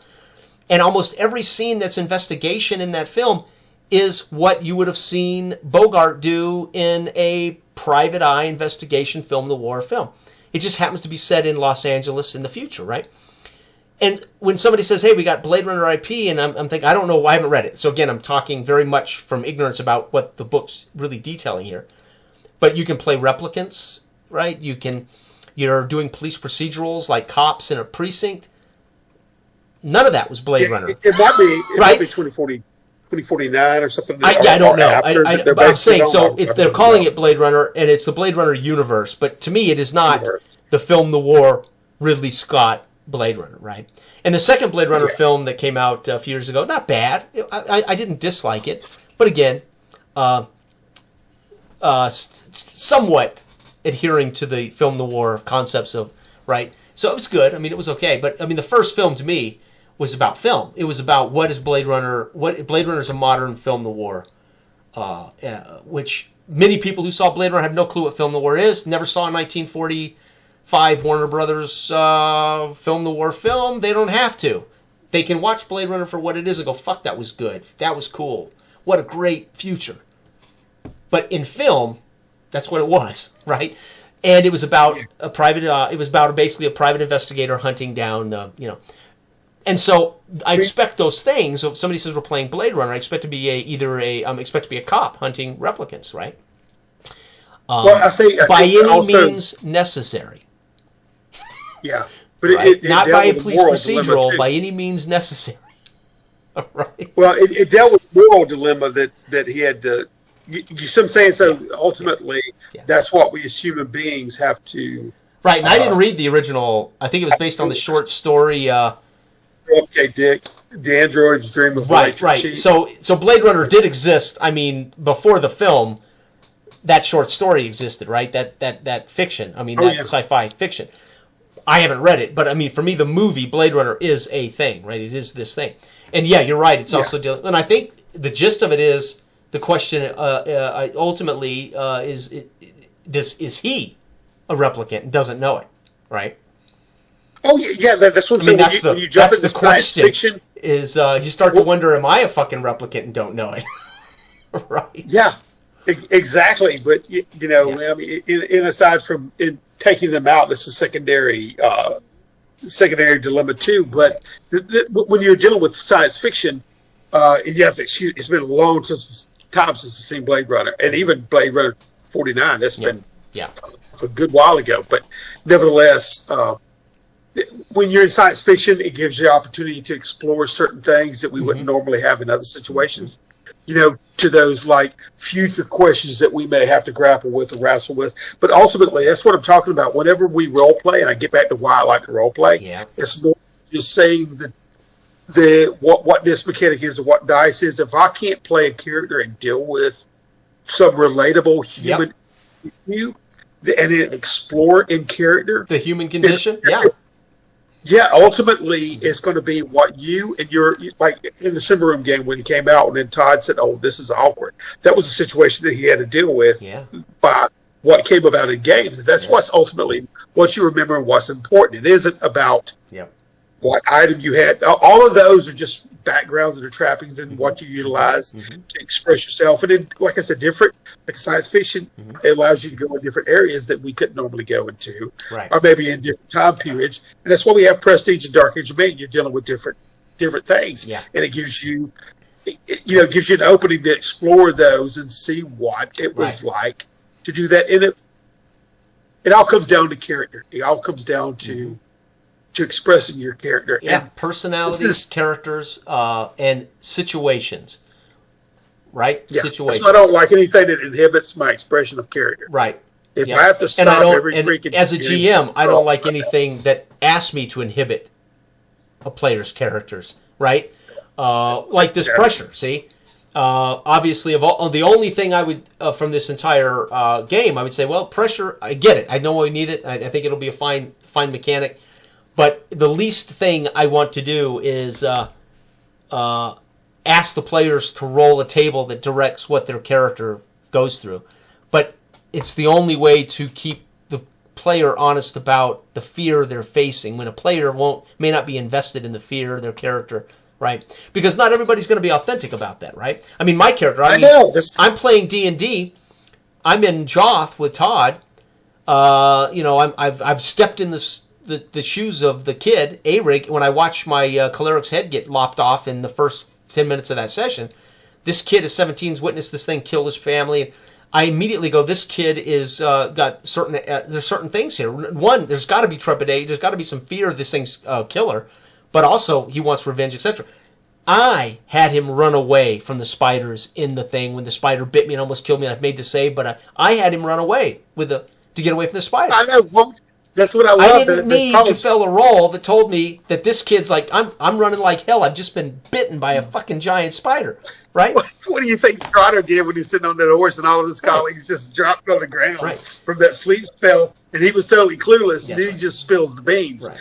What is this? So I love being in the headspace. So I don't need prompting, but it to me, when we're dealing with a game that to me, that's an interesting question about who comes to the table. And I think when we try to make Dark Age of Man, we try to make it to where it would ingratiate itself into people to play authentically and to play live. You are, which is why I say time and again, you are what you say you are. Yeah, if you're a coward, make a character, be a coward, right? If you're a lord, make your character, but you're going to deal with the responsibilities of being a lord, right? You're Batman? It prompts some honesty. Ooh, with great power comes great responsibility, right? Oh, that's Spider-Man. Well, you know what I mean. Right. Yeah, but it's amazing that when we sit at the table, like I said, my son was sitting there at first. I thought he was going to go full murder hobo or whatever, and then he was put in a position to where he had more power. And then when some crap went down, I looked at him. He got serious, and he had to contend with what was going on. He didn't and that put him there immediately in the moment, and he had to play per character. So if you have this expectation around the table to where you're looking at everybody playing, and you're playing your character legitimately and honestly toward what's unfolding in front of you, the other ones are going to pick up that, and kind of go with it because everybody's being on the table. And that's why you'll say you don't like Beer and Pretzel, because everybody can make a joke or a parody of the character and just be that. But to me, that doesn't bring about character development or memorable sessions, other than maybe just some kind of fart and joke about. Well, yeah, we're having a social, we're having a good time as friends. That's fine too, right? There's nothing wrong with that. Right? It is, but I mean, if and I do believe some games lend themselves toward that, which is why I think D&D very often can digress into Beer and Pretzel. Sometimes too much, depends on the nature. Being lighthearted and having a good time, that's one thing. But I mean, when people start cracking Monty Python jokes, they start, that's what it's like. Okay, now we're not just having a good time, having a laugh at what happened in the game, because you can't help. Shit happens as crazy in games, and you can't help but go, that is crazy, and have a laugh. You just can't. But when we start cracking jokes, right, it's that's a different kind of gaming, right? Yeah, you don't want to go off the rails. I ain't saying anything about playing that. What I'm talking about is making, if you pull out of the headspace of the character and you're using them as a little avatar and you're moving around and seeing if you can min-max and what you can do on that, there's no empathy for the character that you're playing. Bingo. So you don't really care toward winning the game. Yeah. See, and there's a partial thing that when you're playing, you can, as far as your attention, like I said, when you're invested in the character and you're engaged, you can be, it's almost like 3 levels of engagement. You could be partially engaged or fully engaged. If you really want to be there, like you said, the Conan, your IP, you was all in, right? So therefore, there's a myriad of things that pull you. And I brought the Conan to the game. I didn't expect you guys to. I didn't expect Jory to show up at the game knowing Conan IP. I provided that, right? Yeah. All he had to do was be his sword-wielding, character, right? Yeah. But the fact when anybody sits down at the table, and if you are playing a character honestly, what I'm saying it has a way of catching fire, and the other ones around the table pick up on that, and everybody says, "Okay, this is serious." I ain't saying that things don't happen. And like I said, if you're sitting there, if you pull out, when that happens, though, everybody's more so engaged with representing their character honestly. No matter if it's a comical moment or what have you. What I'm saying is honester. But whenever I see somebody slipping out and being halfway attentive, like they're watching the game and then they're also playing checking or whatever, their phone or right, flipping through the rule book. That's when they're not invested in the character so much as and there's a disingenuous set of play. So you want that table to catch fire, and that's what we're trying to do with Dark Age of Man, is do the whole thing all the way around. Right. As far as the whole the whole experience around the table. Right. To get into play, yeah. Yeah, I agree. It's very, very important to me to get players in general have the opportunity to experience that. Yeah. When always to me, there's too many digressing to some kind of a parody. Yeah, play. And unfortunately, so much. And sometimes that just happens because you're having a good time and everybody's just having a good time, right? I mean, when you're just playing, I'm not certain what it's. I've said it before. It's like if you want players to buy in, number one, right? Pick a genre, pick a game that they recognize, that they buy into. That helps. But if you're trying to get players to buy into your session or to commit to your session, you have to know what matters to the players, but you have to know what matters psychologically to individuals. Yeah. I mean, why do we watch movies as a culture? Some people don't watch movies. They're not movie people, but they get it from something else. They get it from reading, or they get it from playing video games, or right? Well, whatever compels you to do what you do, right? It's not you can't trust that it's going to be this story, right? I mean, however, when there is a remarkable story that seems to go hand in hand with Witcher 3 is a great example. I've talked about this before.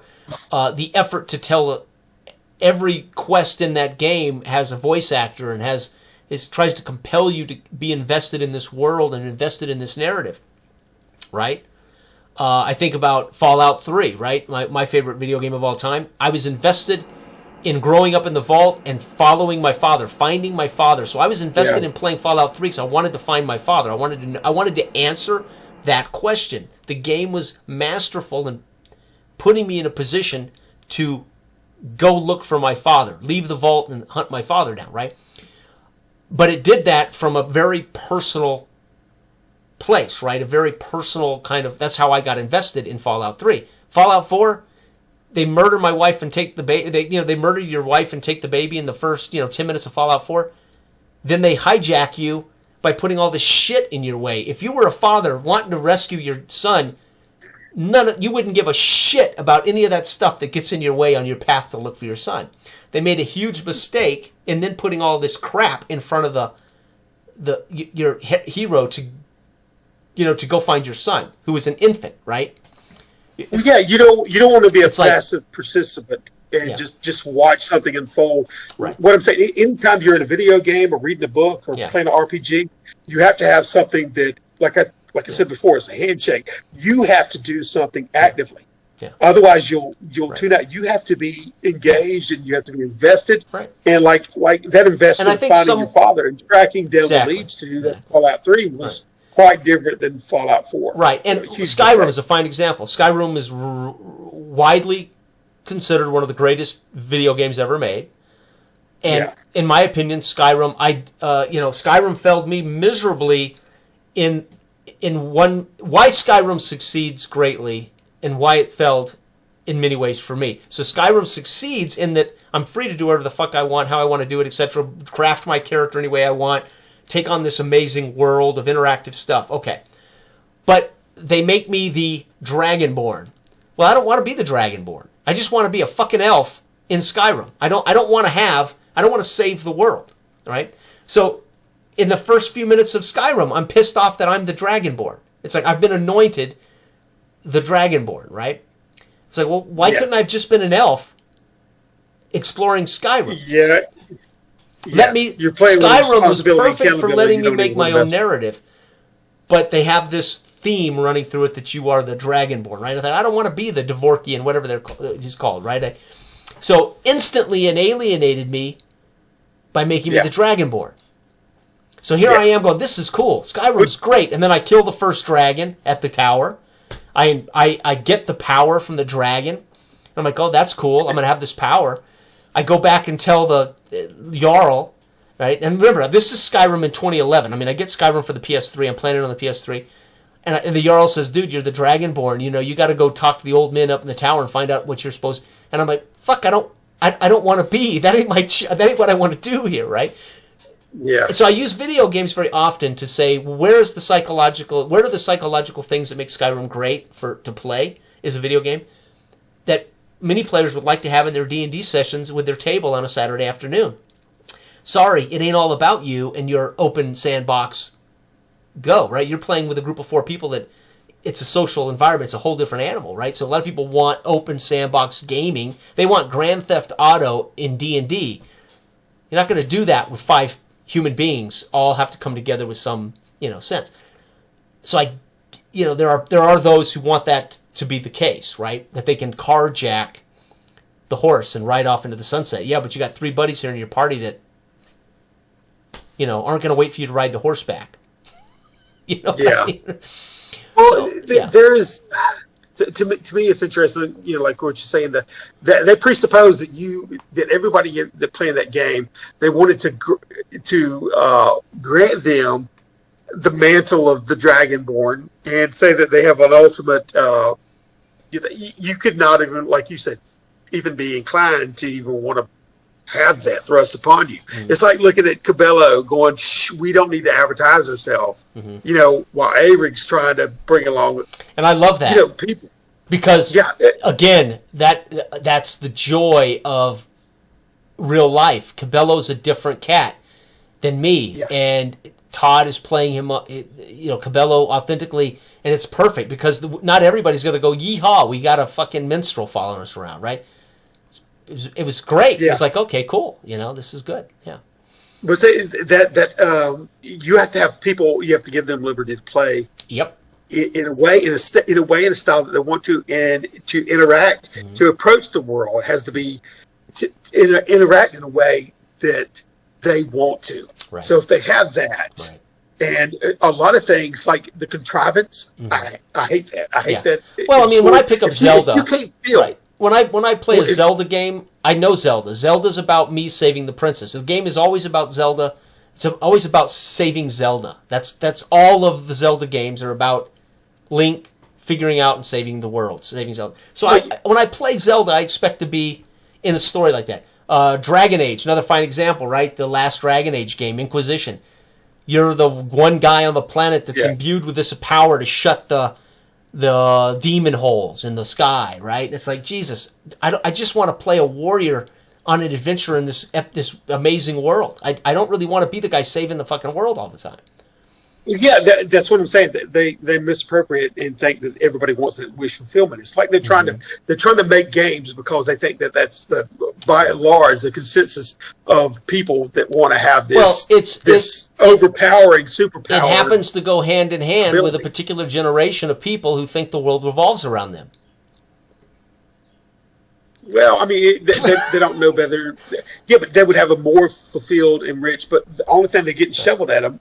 Shovelware, and I'm using that in a different context. Sure. Is this concept that you're going to be this superhero? Right. So it's like they'll just start transforming these games into something that they think they want, and then, but it's just junk food. Really, to me, because unless you can experience something in real time organically and let it evolve with characters, I go back to that again, with characters that actually mean something to each other and let it evolve organically, the story's going to become the story's going to naturally come apart in a memorable way. Yeah. I don't have to contrive something to say, listen to me, I'm leading you along a path. Don't look at that, look over here, as far as the GM or whatever. Hey, when you get here, this is what's going to happen to you. And I'm like, wait a minute, I checked out. What happens, right? The relationships I checked out us. Freaking 2 hours ago. Right. In fact, I wouldn't even sit around for that long. Right. Oh, yeah. You want me to roll dice? Okay, here we go. Right. Oh, my God. Because I'm not getting to play a character. I'm not. I'd say play a character. I don't think people will understand fully what I'm talking about. No, I'm talking about. I don't want to be led along like I'm walking through an area with somebody telling me a story, just being a passive participant to their ego, as it were, as they tell me what they want me to feel or they want me to see, and it totally takes my player agency out and my character's player agency out to where I can't make up my own mind to what I'm seeing or how I'm supposed to internalize this. Right. So therefore, it means nothing to me. It means everything to them, and nothing to me. You become a witness to their. You become a witness, and you become irrelevant as a character. You become a witness to their entertainment. Well, that's what I think. A lot of DMs. I was this way as a kid. I wanted to entertain. That's why I went into acting. That's why I tried. when I was a kid, being the DM, I wanted to make a fun place for my friends, right? So I wanted to be an entertainer. And very often what comes from that works fine when you're a 10-year-old kid, 11-year-old kid, and your buddies are like, can I play? Let's roll dice. I want to kill the goblins, right? But as you grow up and get more sophisticated, you realize that they're coming to the game with their own intentions. The players have their own idea of things, and their players, they want to be a part of the process, not entertained by the process, right? I would tell any GM that has an inclination to tell you what you should feel. Oh yeah, that should be just back off. Yeah. That's a bad sign. Back off of that and let the players make up their own mind, because that's what they're there for, to play. Yeah, the only thing we should be defining for them are their senses. What they hear, what they see, what they smell, what they taste. That's it. What they touch. Yeah, but a lot of times, even like we was watching Matt Mercer lead Stephen Colbert through that. It's a roller coaster. He's on a roller coaster ride. We're going up. Now we're coming down. And he was just sitting there with little big eyes, like just staring at him. What happens next? What happens next? Yeah, right, like just he's 12. Telling me like he's a 10-year-old kid, like he's 12, right? But he was playing it off like he was excited out the wazoo, listening to Matt Mercer's, which he does great. But I'm saying he gets to a part, and maybe he has to. Does he have to do that with somebody, or did that whole practice of doing that with groups? Mm-hmm. Of just like the choose your own adventure, is the only thing I can think of. When you get to a certain point, and they say, pick it up, and what do you do now? Yeah. I didn't do any of that stuff that you just told me I did. Yeah. I'm still back at the freaking tavern. I'm waiting to leave. I was just letting you get it out of your system. Right. That's what well, and that's 100%. That's 100% why I was very careful to provide a protocol, because I don't want to direct David's decisions. I don't want to direct. I don't want to feel like I have to okay. The more information players get to start, the more they're going to feel comfortable taking the lead, taking charge. Well, I mean, especially in the first session. Yeah, it's almost like a session zero you're right minutes, now. Right? Yeah. Well, it's like a session zero you're right now, because you're letting us know the flavor and the tone of everything in the session and what's expected of the company that we're working for. And then we play, but you wouldn't see that in session 2 and 3 and whatever in the same setting you created, right? Because it would just become part and parcel of what it just sets the tone. Basically, there's nothing wrong with that. Yeah, that wouldn't be like an every game type thing. You may have mission parameters saying you got to do this. Well, I mean, that's like Rigel. Why did I create Rigel? For a couple things, and I explained this already once. But why I created Rigel for Symbaroum was to introduce the Goblin culture immediately. That this ain't D&D, where the goblins are the bad guys, the enemies, etc. The goblins are part of the deal, right? And not that the guys that were playing in the game already knew goblins could be a character, and they knew goblins. But it's to set this tone that here's this, your not sponsor, but your whatever, your boss, so to speak, your quest, the guy that you're going to do business with is a goblin, right? So it was partially to set a tone that this is a different world than D&D, right? Than what I normally run. In most of my D&D sessions, goblins are evil, kill them. That's it. They're chaotic. They're anti-culture. Feel free to cut their heads off. Don't sweat it. No, don't feel guilty about killing goblins or orcs right. But in Symbaroum, different animal, right? Different culture. I'm really surprised with what we did with Symbaroum with switching the DMs off the GM rotation. Yeah. Because to me, at first blush, I wouldn't have taken it as a game like that. Would be more so friendly for that. But something like maybe, like I said, Quantum Black, Task Force Raven, or even some mission-oriented game like those Dark Places, to where to where you're specifically on a mission to come back, and you can have a different mission each time, and it's totally separated. But right now, like I know you said, there's no. And that is why I think Symbaroum works, because the gist of Symbaroum in the core book is you're going to make a character and you're going to adventure into the Davokar, and there's going to be some Thistlehold, there could be some political intrigue, etc. But there's no big evil that you've got to. There's no Saruman that you're going to ultimately face in the campaigns. There's no Strahd in Castle Ravenloft that you may be dealing with regularly, or Right. Yeah, well, I mean, it could be said that way. I had a tendency, well, that that I've got as far as my own little thread going through there. And there's obviously connections that I picked up from you guys, kind of interwoven. But I definitely have a mover and a shaker, a couple of, to be different ones. Yeah, Task Force Raven is a perfect example of what you were saying. Because you could rotate GMs easily because every session is going to be a different mission. Yeah, games like that is very friendly to DM rotation. Yeah.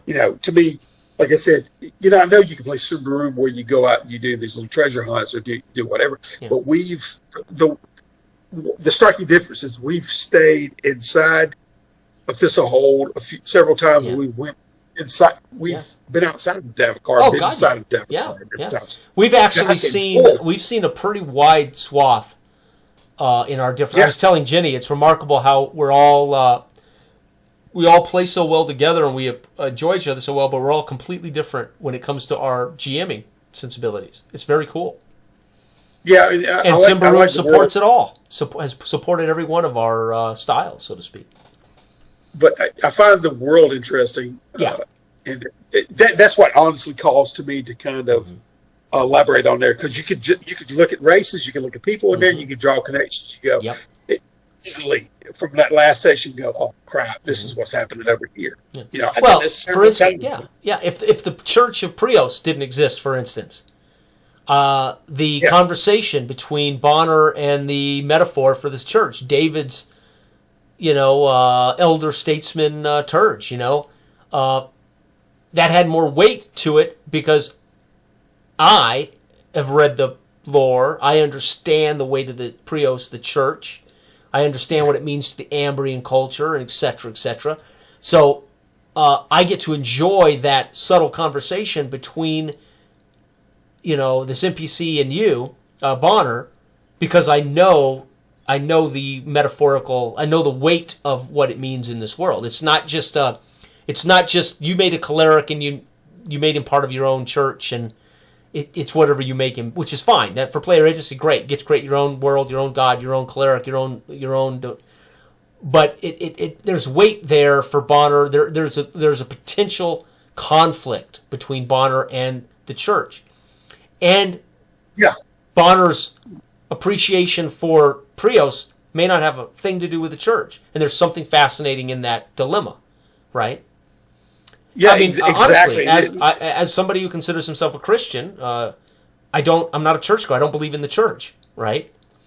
So it's fascinating to, again, the human condition, seeing it played out in role playing is kind of fascinating, right?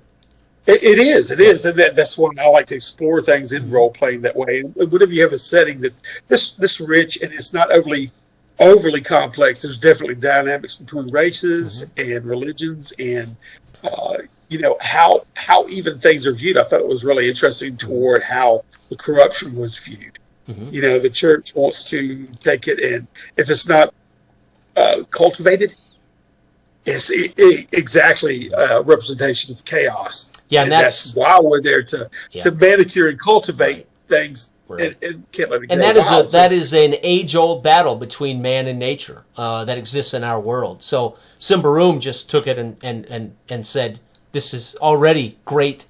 The great war between man and over nature, right? How do we survive? We survive by controlling nature. We think we do, right? And that's why shouldn't Simbaroom feature that long-standing feud between man and nature? The Davokar is nature run amok, and but that, like Shig's view of that definitely went that he wanted to utilize that, of course, a wild mage, but definitely utilize that, and to walk that freaking tightrope right in between there. So there's three main philosophies in that world that of how you're supposed to utilize this corruption, or how you would view it. Give yourself up, burn yourself down to it, or try to utilize it, or either try to resist it. Yeah. And what I'm saying is it's rich for conflict at various levels. Oh, so that's hard to turn a blind eye to and say, I don't want to delve into that and explore that potential. Yeah. So in the same way, that's why when you said you put up the protocol list, to me, I like having things. Yeah, because say, okay, well, this is. It puts us in our place. It puts us in relationship to the thing, right? So for you to be grounded, this is where player agency. The argument about player agency is not about who's directing or where we're going or what this is about. It's about freedom of choice. Players want to feel like they're heard. They want to feel like their choices matter.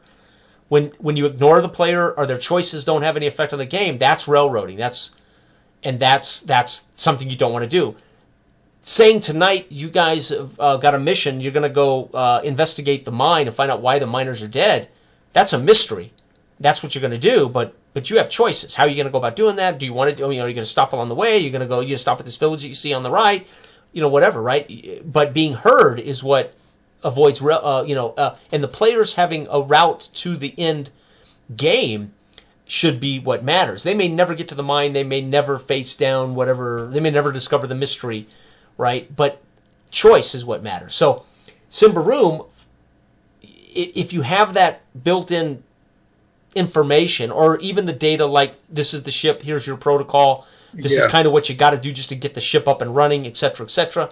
So I don't want the players to kind of go, wow. I mean, if it's so wide open, right? There can be paralysis in too many choices, right? And what you really need as a player or a character is to be made relevant to the context. Relevant to the context, right? Relevant to the surrounding information, right?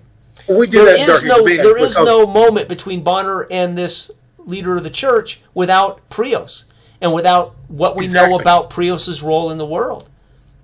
If not, it's just a vain conversation between Bonner and an old man of the church. But because of the context, it's interesting. It's fascinating. Right? Yeah, and you don't have to have it all fleshed out. You don't have to. Degree. Even Bonner doesn't have to know what the fuck it's about, right? Well, I mean, aside from that, what's written down in the Symbaroum books is great, and you can delve into the lore, and you can make something of it. That's fine. But like even in Dark Age of Man, look what we did with the last sessions when we started there, and you told us what was happening. We knew where we were in that town, what was going on. And then things just built from there. Yep. So every decision, you can say players your agency, I want to do whatever I want to do, but there's always ramifications for your decision. There needs to be. That's it. There needs to be some information that you can base your decisions off of. And you say, do I really want to get into this? I'll get in trouble. Yeah. Did my character really want to kill? You know what I'm saying? You knew that there was. That was something that was going to go down whenever Sylvester was looking at me. Go, what did you just do? Yeah, but it was not. But it was still it was in complete context with your character. Yeah, I mean, it was in complete context with what was going on between the Christians and the pagans. So it wasn't like you did anything out of it. You didn't do anything out of line. It was the fact that he just did it, right? That I think was the shock. Well, yeah, he did it, but I mean, Sylvester wouldn't have wanted to. But he should have been more clear. Sylvester should have said, "Hey, watch it. Keep an eye on this guy. Don't kill him." And here's the thing, right? Later, if he ever had to give you an order again, he would be more clear, right? Hey, keep an eye on the boy. Don't kill the boy, right? And that's where that's where relationships shine, right? Han Solo, never tell me the odds, right?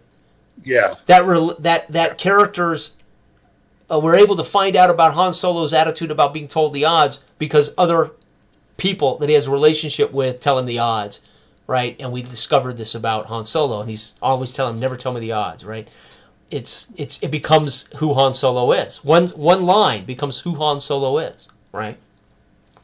Yeah, whenever you're in game and you want to make decisions, though, I'm saying it's nice to know what's going on around you, to where your decisions have weight and the choices you make matter. And look at Sylvester when he had to make those decisions. You know, I mean, whenever he walked into that cabin, or whenever he was talking to Lord Washburn, and he was trying to save old boy, that he got 16 lashes from that. So everything there's weight to be had. You feel it, and you feel the decisions you make you. Yeah, and see, Dark Age of Man would be a great game to rotate GMs because Yeah. you have basically a simple setup with a random seed of variables that are crazy, or not crazy, but could affect the world. We already know the world exists of, a fictional England with Dredgewater and the NPCs that are there, etc. And the GM is supposed to be naive, so very easy to rotate GMs in Dark Age of Man for a campaign. Yeah. Very easy. Yeah. And our characters. It's definitely interesting. Yeah. It's definitely an interesting process that we did, passing on that, Yeah. and pass the stick on to the next GM and rotating. Mm-hmm. But I don't. To me, I've had the games that we've played over the years. It honestly, from when we sat down on my 50th birthday and started playing with Modern Age, and to me there was a little bit of frustration, even though it was you and I. The conversations was dropping and rolling. We had to stop and turn to page 2 and 2 or whatever. It wasn't that much, and then we stripped it down to the next thing.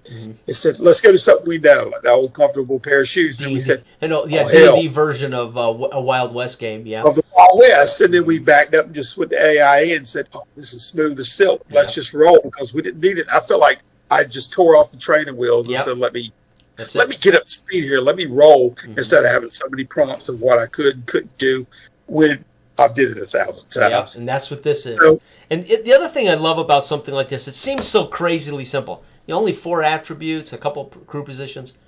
Yeah, but because you don't level up, because there's no skills, because there's no feats and no abilities and no traits, David literally puts 4 in his education. And he says he's a medical officer / liaison officer, right? And he puts 3 in his charisma. I think it's his charisma as a 3. And David has created a particular type of doctor. And when he plays him and he presents him, supported by his attributes, that's the truth, right? I mean, that David's character is quite literally the highest education he's going to ever have. Now, that can be IQ, that can be experience. So if David says, "Oh, no, dude, I'm a self-taught doctor, but my IQ is like 200. Oh, fuck, that's awesome. So they're both 4. You could have an education 4 guy. David has an education 4 guy, but David's guy is self-taught genius. Yours is a guy who spent 20 years doctoring and then another 20 years, right? I mean, you see what I'm saying? It could. Yeah. The flexibility in these 4 simple attributes and what they mean to the player as a character define the space. And we get to. You think, we really need we need like 15 pages. We need to identify every little. No, you don't. I like no, you don't. To be. You just need about 5 variables, 8 variables, and we got it, man. We got it. Yeah, because the player brings the character to life, and that's what I like. That's what I prefer. The stats don't. Yeah. If you're looking at stats to bring that character to life. Yeah, because all the stats is it's just a foreign education. But what is that, right? Yeah. And I love that. David may define him as, "Hey, man, I'm a doctor, and I've mastered it all. I've taught medicine." I mean, he could literally be like or he could be a genius who's self-taught, and medicine is something they just, he's too good at what he does. Who knows how he's going to define him, right? And like I said, there's something sweet and simple about that, but not limited, right? Yeah. Yeah. It's, that's all. That's all I really need. Mm-hmm. I mean, what you're adding to it, the list is fine to me. It just helps more flesh out the tone that we're going for and the setting. Right, and it has greater meaning. It is the Carton Corporation standard operating procedure protocol, and it's not just a narrative. It's not just a player reference. It's going to have a particular weight, but again, that'll come up in session if it comes up in session, right? There's another reason you need to know the protocols, right?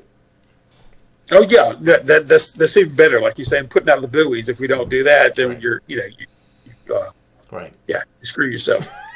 So I can't wait to play. I'm sure it's going to be great. Oh, we're gonna have fun. Yeah, I'm pleased to see you getting excited about it because it's like, oh, dude, I love sci-fi. I really do love sci-fi. I just didn't grow up running sci-fi games, and it's not It's not something that that I do a lot of, right? But I love sci-fi. I mean, Christ, man, Alien, Blade Runner, two of the most. The Thing. I love the John Carpenter's version of The Thing. These films were very inspirational to me. I don't read sci-fi. I've never read sci. I don't read Dick. I don't read Isaac Asimov. So I don't read any literature on science fiction. So that greatly limits to some degree, where I can draw a vast wealth of, right. But I understand the human condition, and I understand conflict. Therefore, I could do a good superhero game because I understand conflict. The superhero games fell in many ways because I don't think they don't get what's really up with superheroes, right? In many ways, which is why I like Batman. He's a normal man who's very complicated in that he's basically the difference between him and the Joker. Nothing. They're both full of pain and suffering. One guy chooses not to create chaos. The other guy creates chaos, right?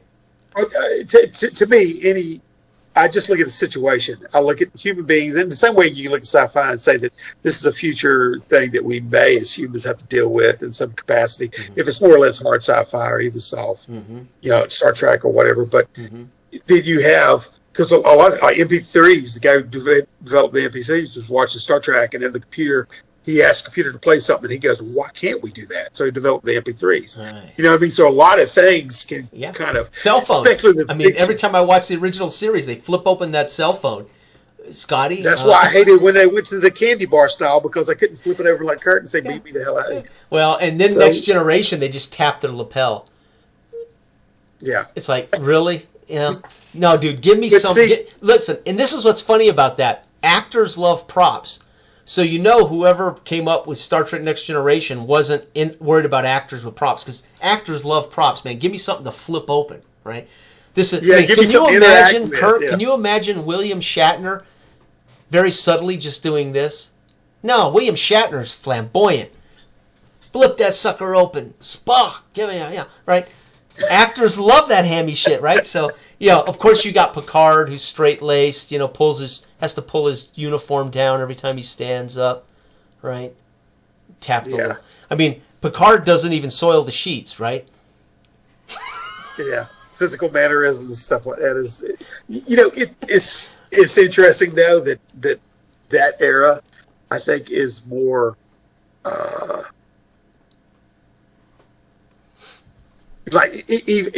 just for what we know today is at least our textbooks are probably at least 50, 60 years behind times of what people are learning, But textbooks? Do they even use textbooks? They shouldn't be using textbooks anymore. Well, what I'm just saying is that they probably don't. We have AI.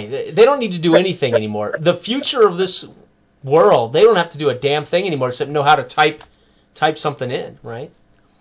Yeah, but as far as what I think is more natural for somebody to kind of understand and be less immersive breaking is when you can understand the tech on a personal level. Mm-hmm. So going back to the 80s, even the newer kids, I think would be more liable to understand more of that because they deal with similar things on a physical level every day. Yeah. Talking about the actors doing this and stuff, so how to play without having that little question mark pop over your head. How would you do this? Yeah. And I think a lot of the current modern day sci-fi is good. Yeah.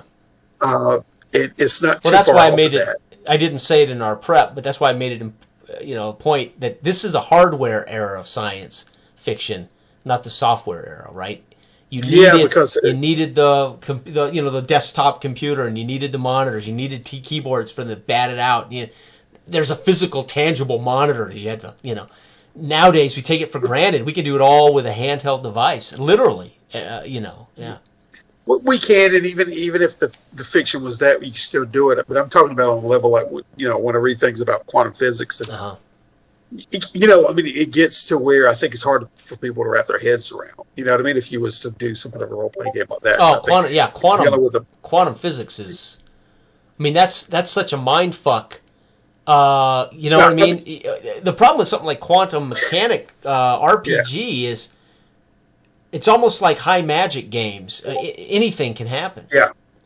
right? Yeah, I can just blink out of existence here and blink into existence on Jupiter, right? I mean, if we believe in the the idea that quantum, that can be a really hard quantum game entanglement, but yeah, right. That can be a very hard game to manage when there's no limitations, right? Because when you think about I quantum, think Numenera tries to do that. Tries to blend the magic, being that kind of tech later on in the future. But what I'm saying is, it obscures. I think it's more friendly for him to Jonathan Hicks wrote the book. Yeah, those dark places, to set that time period, and even if it's stretched into more of a modern day approach, like The Expanse or whatever, it's still doable and understandable for the vast majority of the people to be able to say, I can put myself in that place, I can understand it, and it's not so far so far removed that you're having to deal with concepts. Yeah, I think my only concern about modern science fiction, because it would be so much of, even today, I mean, I think so many people believe that technology is going to save them, right? People believe that AI is going to save us from ourselves, and it's not. It's probably going to be ultimately what causes greater issues for mankind, right? And this idea that you play modern science fiction, people believe they can just trust technology to kill the alien. They're going to trust the technology to make them superheroes or invincible, and that's why I like this. You're a forklift driver, you're like a glorified forklift driver in a shed, right? That's floating in space. Be very careful where you park that forklift, right? It's now obviously if you get into transhumanism, some of those issues, right, could be fascinating. Transhumanism issues and AI, like Star Trek Next Generation, for me was always, the computer was such a tool that made it just seemed like it, which is kind of where we're headed. AI seems to be able to do a lot of the mundane, very simple tasks that we want answered quickly, right? If you're looking at ChatGPT and right, so in a way, Star Trek Next Generation predicted that the computer on the ship is almost like ChatGPT. What was the era in which what brought Hitler down, right? And then very quickly it tells them, Yeah, it becomes different things. If we throw back to like Hex, I mean, I love the old Jules Verne stuff. Yeah, you use the science. Now, I have read Jules Verne. If you consider Jules Verne science fiction, I would say, okay, I have read science fiction, because yes, I have. Yeah, a lot of it in the time it was, but it was more of a gate. It was more of a gateway to a different world. Right. You know what I mean? A lot of that stuff. So the story wasn't necessarily so immediate with the technology as it was like, burrowing down to Hollywood, and then it turned into an Indiana Jones adventure while you're trying to deal with all the situations. Right. So H.G. Wells is another fine example of what I have read as science fiction. H.G. Wells, but I've always, I don't consider that science fiction though, which is bizarre. I don't know why I don't. Well, I mean, what you got? The Invisible Man, the Time Machine, the War of the Worlds. Yeah. And probably because they are so couched in, the I don't say turn of the century, but they're so couched in what limitations we knew about real science, I suppose. Right. I don't know. All I know is so in that sense, I have read plenty of science fiction. If we're talking about those authors, Well, yeah, like Joel, what did he do from the Earth to the Moon or whatever? I don't remember. The Earth's core. Okay, yeah, right. Center of the Journey to the Center of the Earth. No, that was. There's a lot of Edgar Rice Burroughs. You can even burrow into him a little bit too. Yeah. But when I think sci-fi that defined a generation, I think Isaac Asimov, which I've never read, but I know it's defined very much of. My favorite. I don't watch television shows or movies all that much, right? Comparatively, most people, it seems like people binge or whatever. They got the umbilical cord hooked up to TV. But when I watched Foundation, you didn't mean to insult me, did you? You didn't mean to just insult me like that, did you? The guy who binge watched The Last Kingdom every time it came out, right? I won't take offense to that, my friend Del. People like, I wait till the series ends so I can just sit there and watch it. And, are you going to watch it? What they say? You going to watch a 30-hour movie or no? Yeah. Do you want to watch this series? Yeah, all at once. But anyway, the Foundation. is excellent. Okay, I'll have to look it up. I recommend that to anybody. Okay. So it's on Apple TV though, but I don't know if it would ever come out on DVD. Okay, The Foundation. There's another. Okay. Yeah, it's just Foundation. That's just like Sam years ago recommended The Expanse, but I had not seen that yet either. I've seen a few, and it's really good. It's yeah. Well, I mean, I've seen probably 4 of them, I think. Okay. But it's hard for me to find time to carve out a space to watch anything really. Sure. Awesome. So, dude, I was hoping this would be an hour talk, but you and I can never have a conversation less than we can never shut up. But that's good, man. It's great talking to you. You know that. Yeah. And speaking of movies, I probably need to go watch one before I hit the bed. Yeah, spend some time with your important people in your life, your family, and your significant other, and your children, and all that kind of stuff, man. And I'm gonna go see my wife. Yeah. She's gonna be going, where the hell you been, right? So Tuesday night, my friend, we'll do our thing. We'll see how it goes.